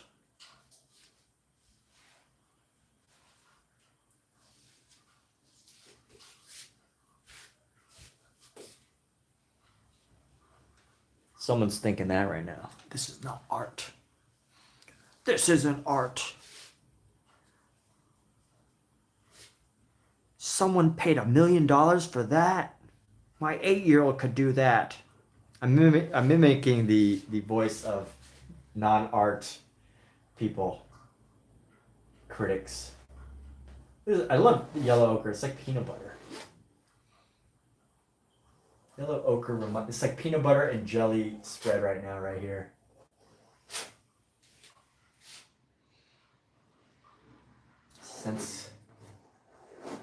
Sense of vigor.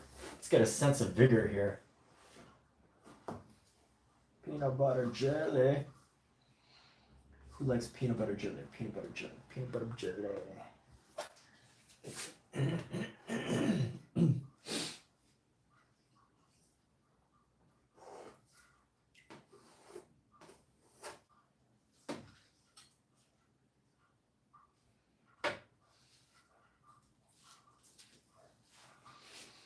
Who likes the peanut butter jelly?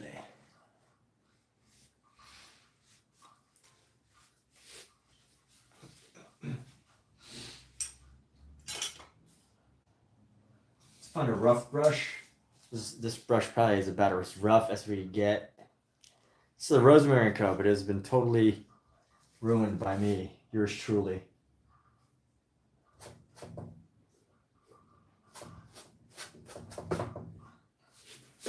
I want to keep it moving too much. So let's put this down here.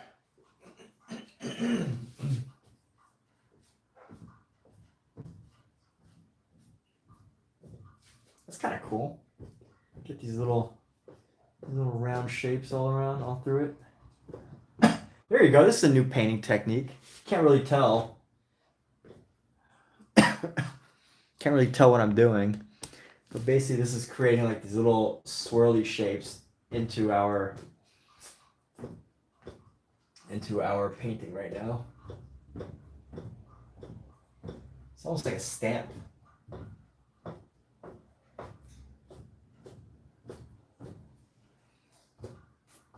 This would be a good idea for Yayoi Kusama. Like if she wanted to she'll never do this because she has done the same exact polka dots, but with like different formats her entire life. But if I was to change up Yayoi Kusama's polka dots, which, who am I to change up anything from a brilliant artist like Yayoi Kusama? But if I was charged with the task of taking polka dots to the next level beyond Yayoi Kusama, here would be the idea.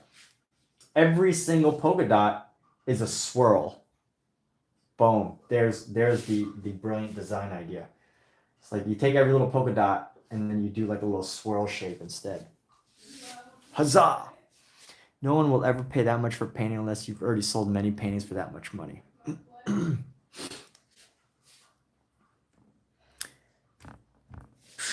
Oh, Mizu, with the doubting words.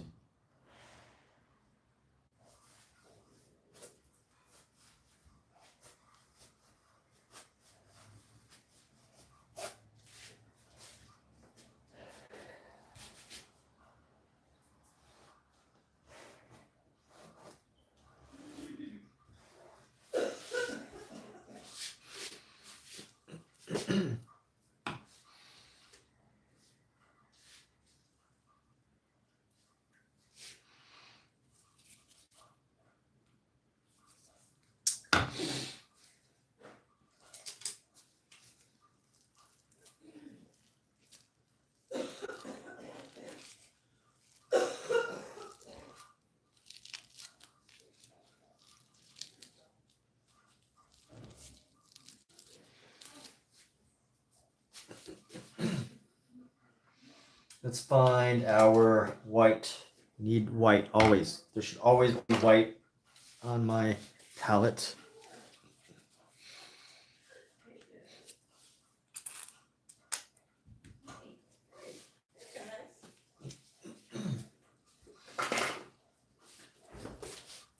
Let's grab this white with a nice chunky rough brush here.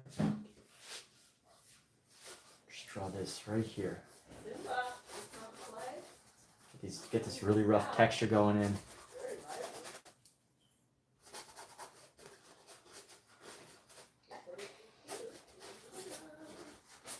I'm going to call this Portrait of Omizu.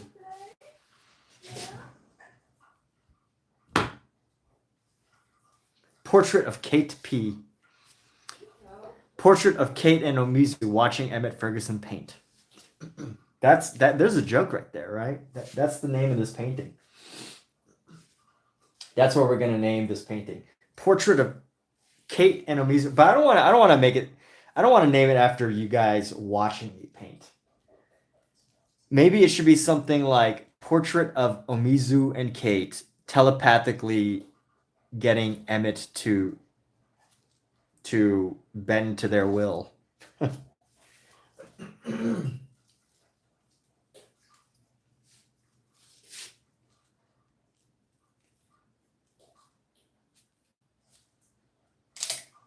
Or we could just name it Telepath.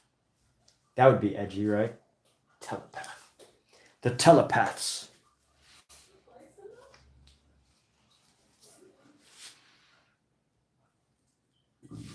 Got red. Uh-oh. Oh, we've got red.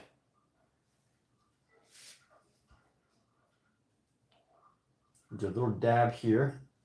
A little dab of red here.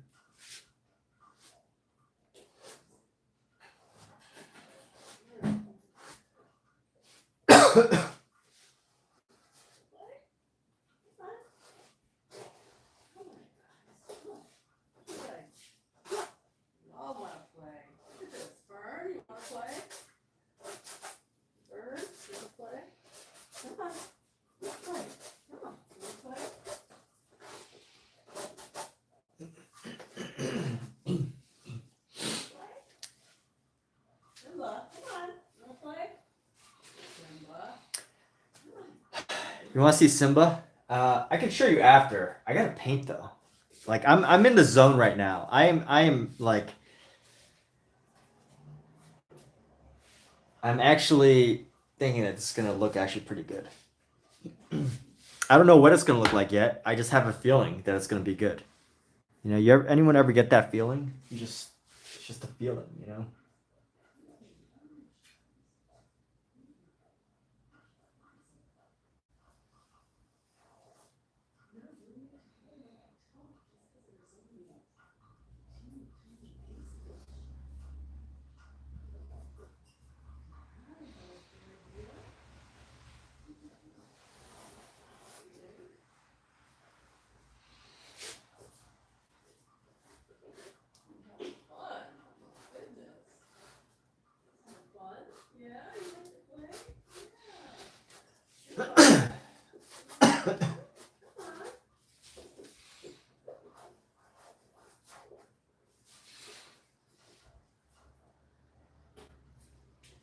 I am in the zone. Zoning in the zone. Zone in the zone. Let's go with this. Your own toy. That's fun.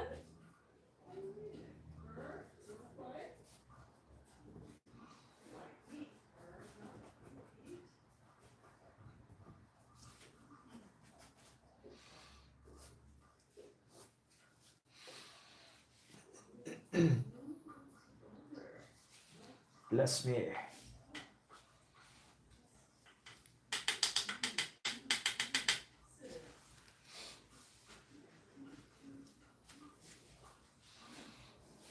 All right, let's pick up that purple so we never have to use it again. I'm gonna pick up that purple.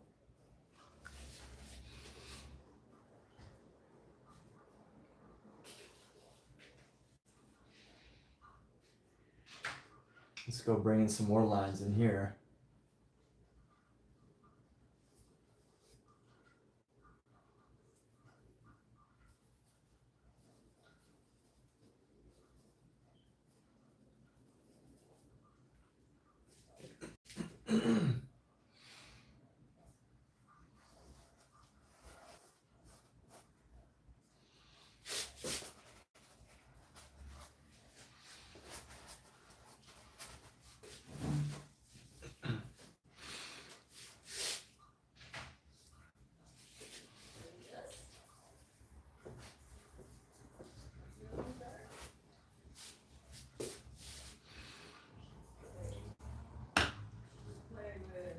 This isn't good because I pretty much almost used up all the paint on my palette now.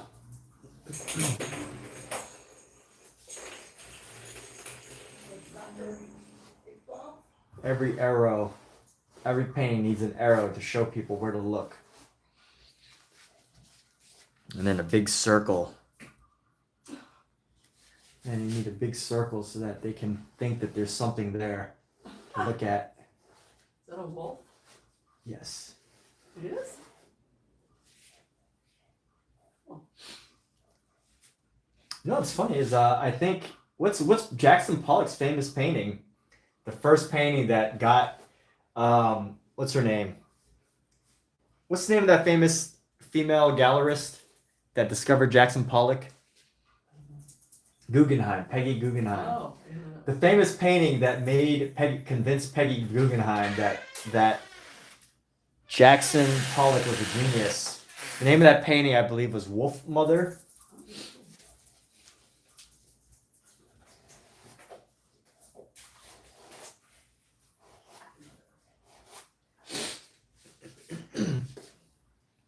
So there we go. Cat just indirectly foretold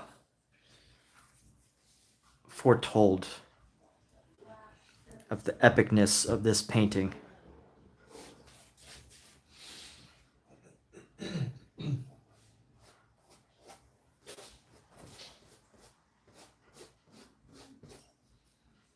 Right? Am I wrong? I'm pretty sure. If you look up the history of Peggy Guggenheim, or maybe that was the painting that he made for her. I don't remember. But there's a famous painting that Jackson Pollock did that was called Wolf something. Something about the wolf. Fact check me if you want. I don't care.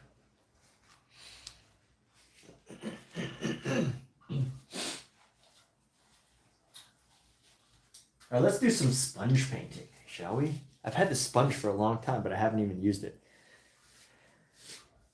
Let's go get sponged up.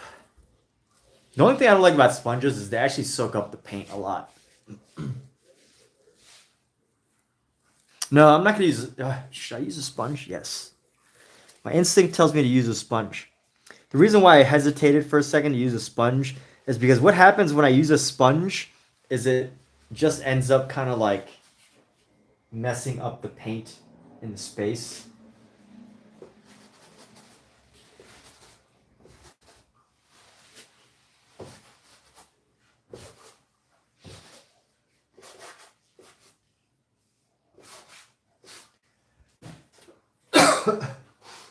Like I usually tend to overuse the sponge and it just creates this like mess. You like it? Thank you. Thank you for enjoying it, Kate. When I paint for the wonderful viewers like you. And anybody else that might be lurking about in the shadows of the abyss of Instagram or YouTube, I should say.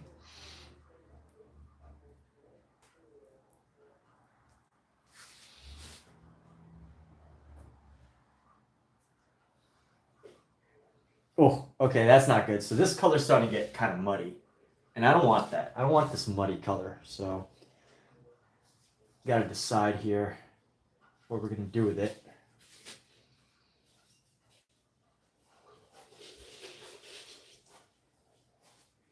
What I love about Jackson Pollock's is there is a tremendous sense of energy in many of his paintings. But, you know, I think that it was the energy of like the 70s and 80s, right? I wasn't around back then, but it feels like all their painters had this like visual aesthetic that was just that just had like this the Kooning, you know, the Pollux. Those are the only two I can name. But in my visual library, there's at least at least two more. You know, of course, Basquiat, right? But I feel like he's too cliche to say it. Like Basquiat is the artist name of the month, artist name of the decade. Basquiat, or artist name of the year, the past few years.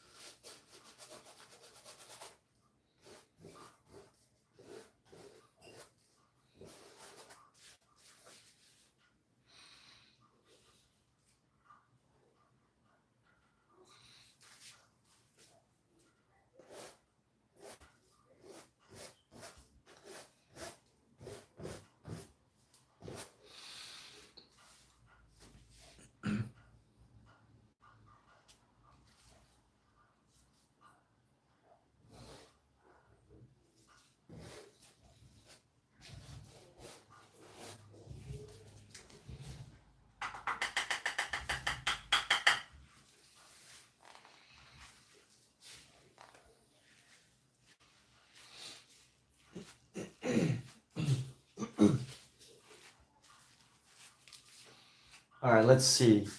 This is looking good. I have this yellow paint that needs to get to work. So we got this yellow paint. Let's put this yellow paint to work here.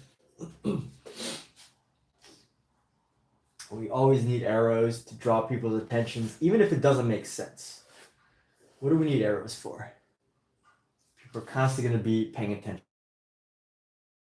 to where the arrow.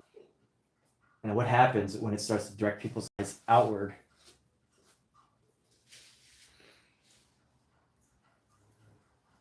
And then where do you go? What happens next? And then what happens if it goes other directions? What happens if there's a big white arrow directing the eye off the page?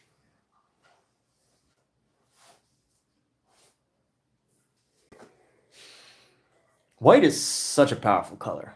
Like it is absolutely dominating this entire painting, as you might expect. Did anybody expect anything different? Not me. But it's one thing to know to believe something, you know, to know or to think the obvious, right? The obvious is that white is going to stand out very heavily. But it's another thing to take a guess that it will, right? Or to know how it actually affects the painting. So we want this red right here. I want to grab this red. I want to get more strokes of red here. Just like little tiny marks that let's get some more powerful movement here, huh? Just more deliberate. Let's be more deliberate with the paint here. Let's start to get into this. Let's get into it, huh? Let's enjoy this painting process. Just get into here. Get this little scratchy feeling here. Let's get all around. Let's go right here. Boom.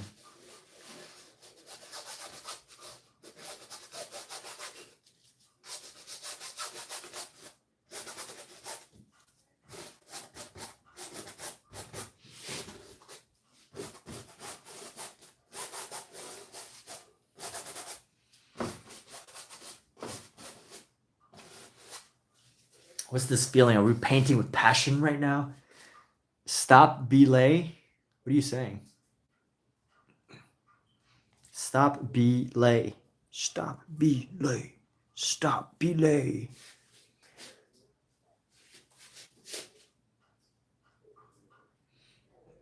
Let's draw another circle here. Big red circle.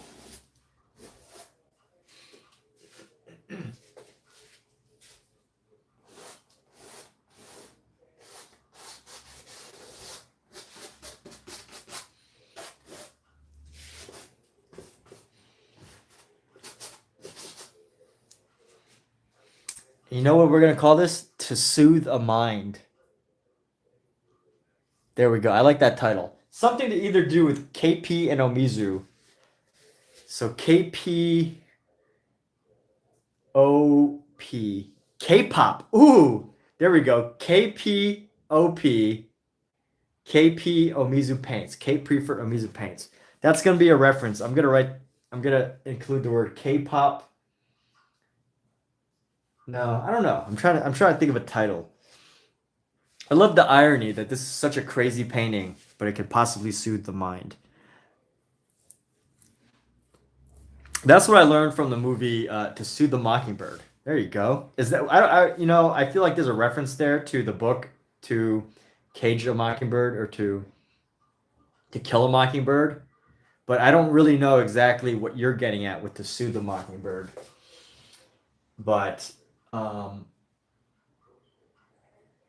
is one thing I learned from the movie The Accountant.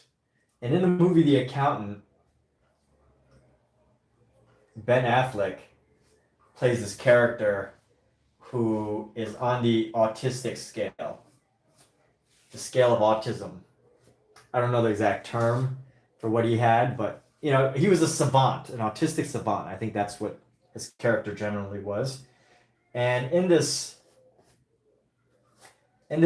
great movie is a Jackson Pollock painting owned by the character. And what I thought was so fascinating is that um,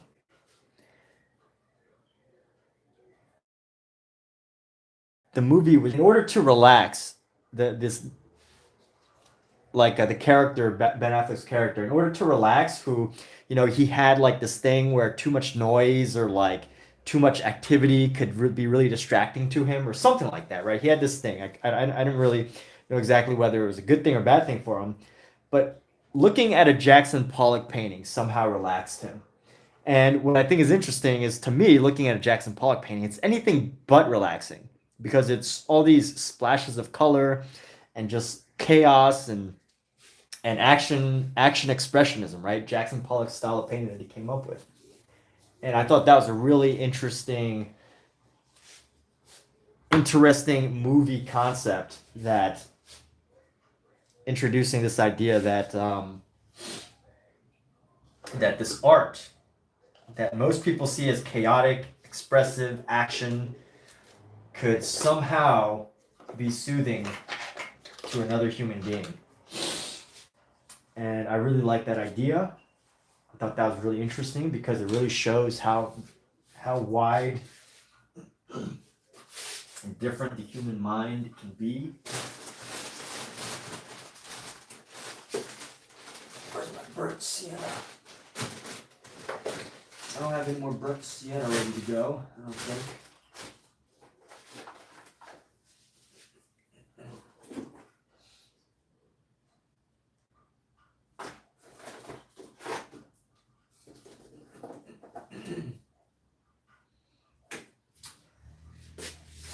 Oh yeah, let's use the last of my burnt sienna here.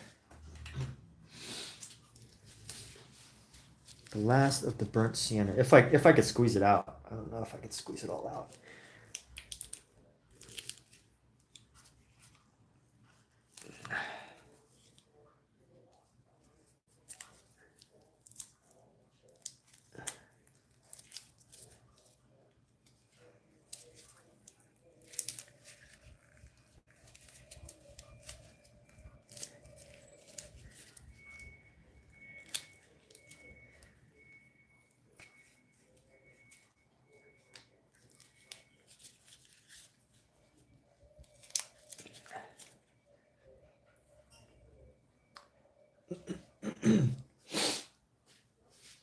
And here we go. So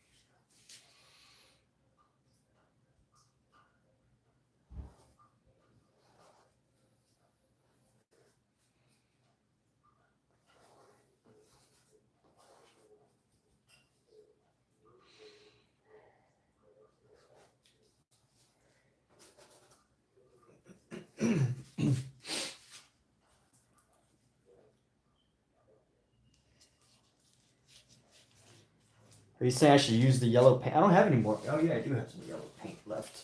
Let me see. We're gonna grab this extra bright yellow paint. It's the intense yellow. That's almost like a white.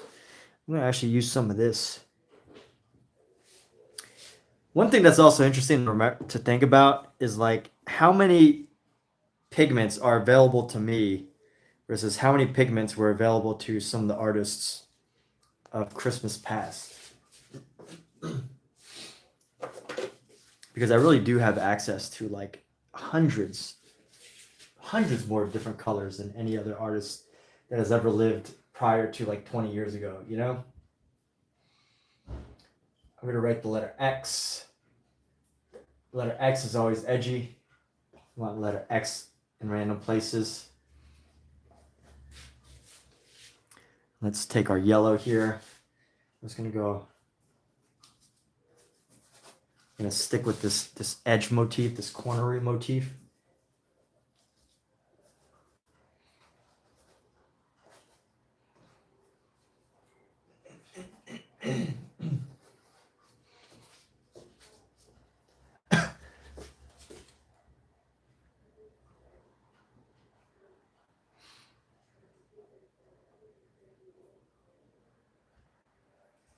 I don't know who can actually look at this and be like, I don't think there's anybody who can actually look at this and be like, oh, okay. It makes sense. I like it. I like the design. This is peaceful. But hey, it happened in the movie The Accountant, so it must be true, right?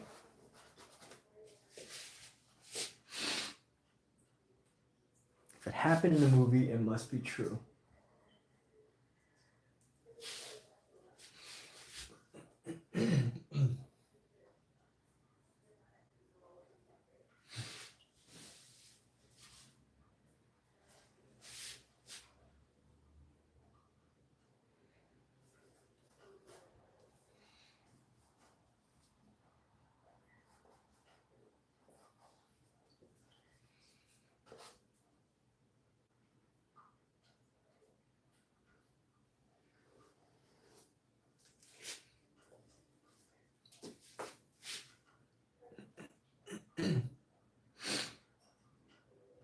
Hey, Amizu, did you hear what I said about Jackson Pollock and his painting about the wolf and Peggy Guggenheim, or were you not here? Because I want to get your thoughts. Did you know? Do you know that story about how Peggy Guggenheim discovered Jackson Pollock and the timeline of his painting of the wolf? I think it's called Wolf Mother. I'm pretty sure it's called Wolf Mother. I want to see if you're able to corroborate or verify the legend of Jackson Pollock. Okay, so basically, I was explaining why I'm a genius. So Kat looked at this painting and she's like, "Is that a wolf?" And totally kidding, by the way. So she's like, "Is that a wolf?" And I was like, "No, it's not a wolf." But according to mythology, they were like Peggy Guggenheim supposedly discovered that discovered Jackson Pollock through a painting called the Wolf Mother, I think. And then that's like someone saw a painting of the Wolf Mother and hired him, or commissioned him for something. And that was how action painting came to be after Wolf Mother. I don't like this section right here.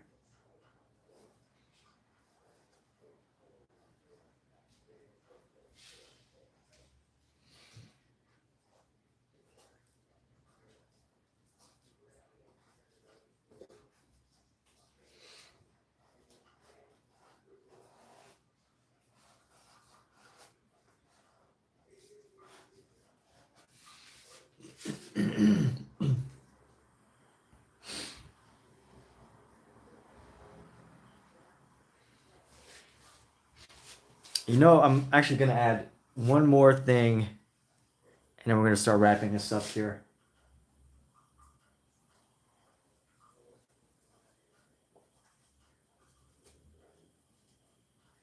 Add some reds around, and then some yellows around.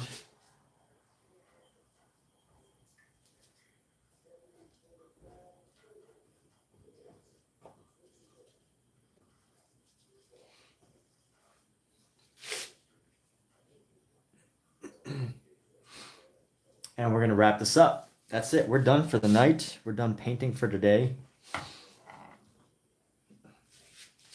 Does this painting count towards my 10,000 hours? What I mean by that is like, does painting like this count towards any form of mastery, or is it just total nonsense BS mess?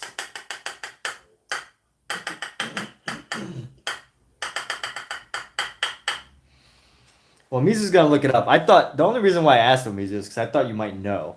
I thought you would know without messing up. Or without having to look it up. But I guess not. I guess Omizu doesn't know everything. I guess Omizu only knows 99% of everything, but not everything.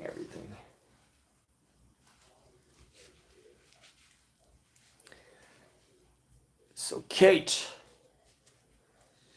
All right. Kate is the #1 fan on top of it, holding it down, throwing it down, dropping the mic, carrying the team, living it up, living it down, raising the roof, dropping it low. Kate is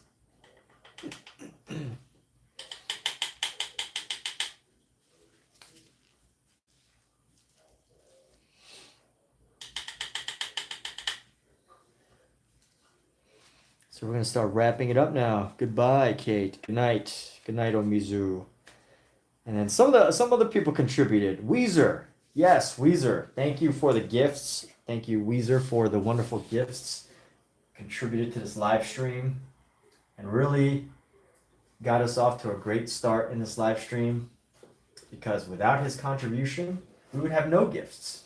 And that would have been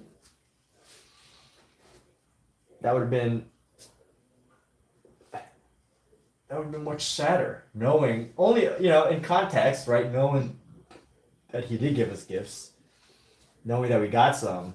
In hindsight, it would be sad that we didn't get any. But since we have it, it's great. So we're gonna wrap this up. But this is some abstracted painting. Can you even call this abstract painting, or can you just call this wild and crazy and free? And Omizu's live. If Omizu's live, everybody should just leave this stream right now. Tap Omizu's name. Go see his profile and then see his live stream, because that's what people should do.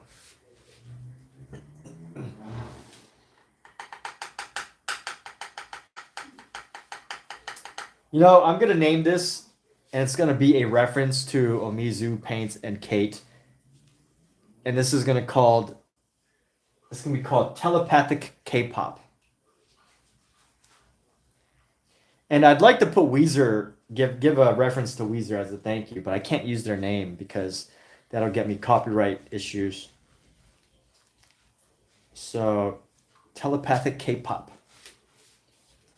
So those of you watching the stream, you're actually gonna get it, because K-pop is KP plus OP. And people will be like, K-pop? Yeah, K-pop. I love K-pop. Haha, this is so cool. I get it. But unless they watch the stream, they won't get it. And Omizu and Kate will secretly know that this is an homage, an ode to them.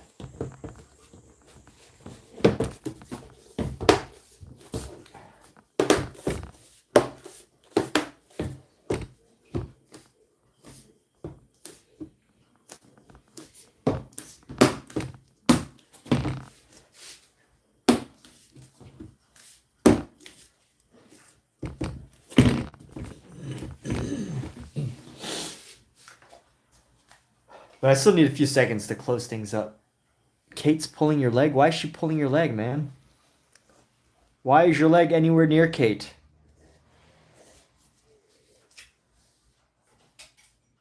You're not even in the same. Shouldn't even be in the same vicinity.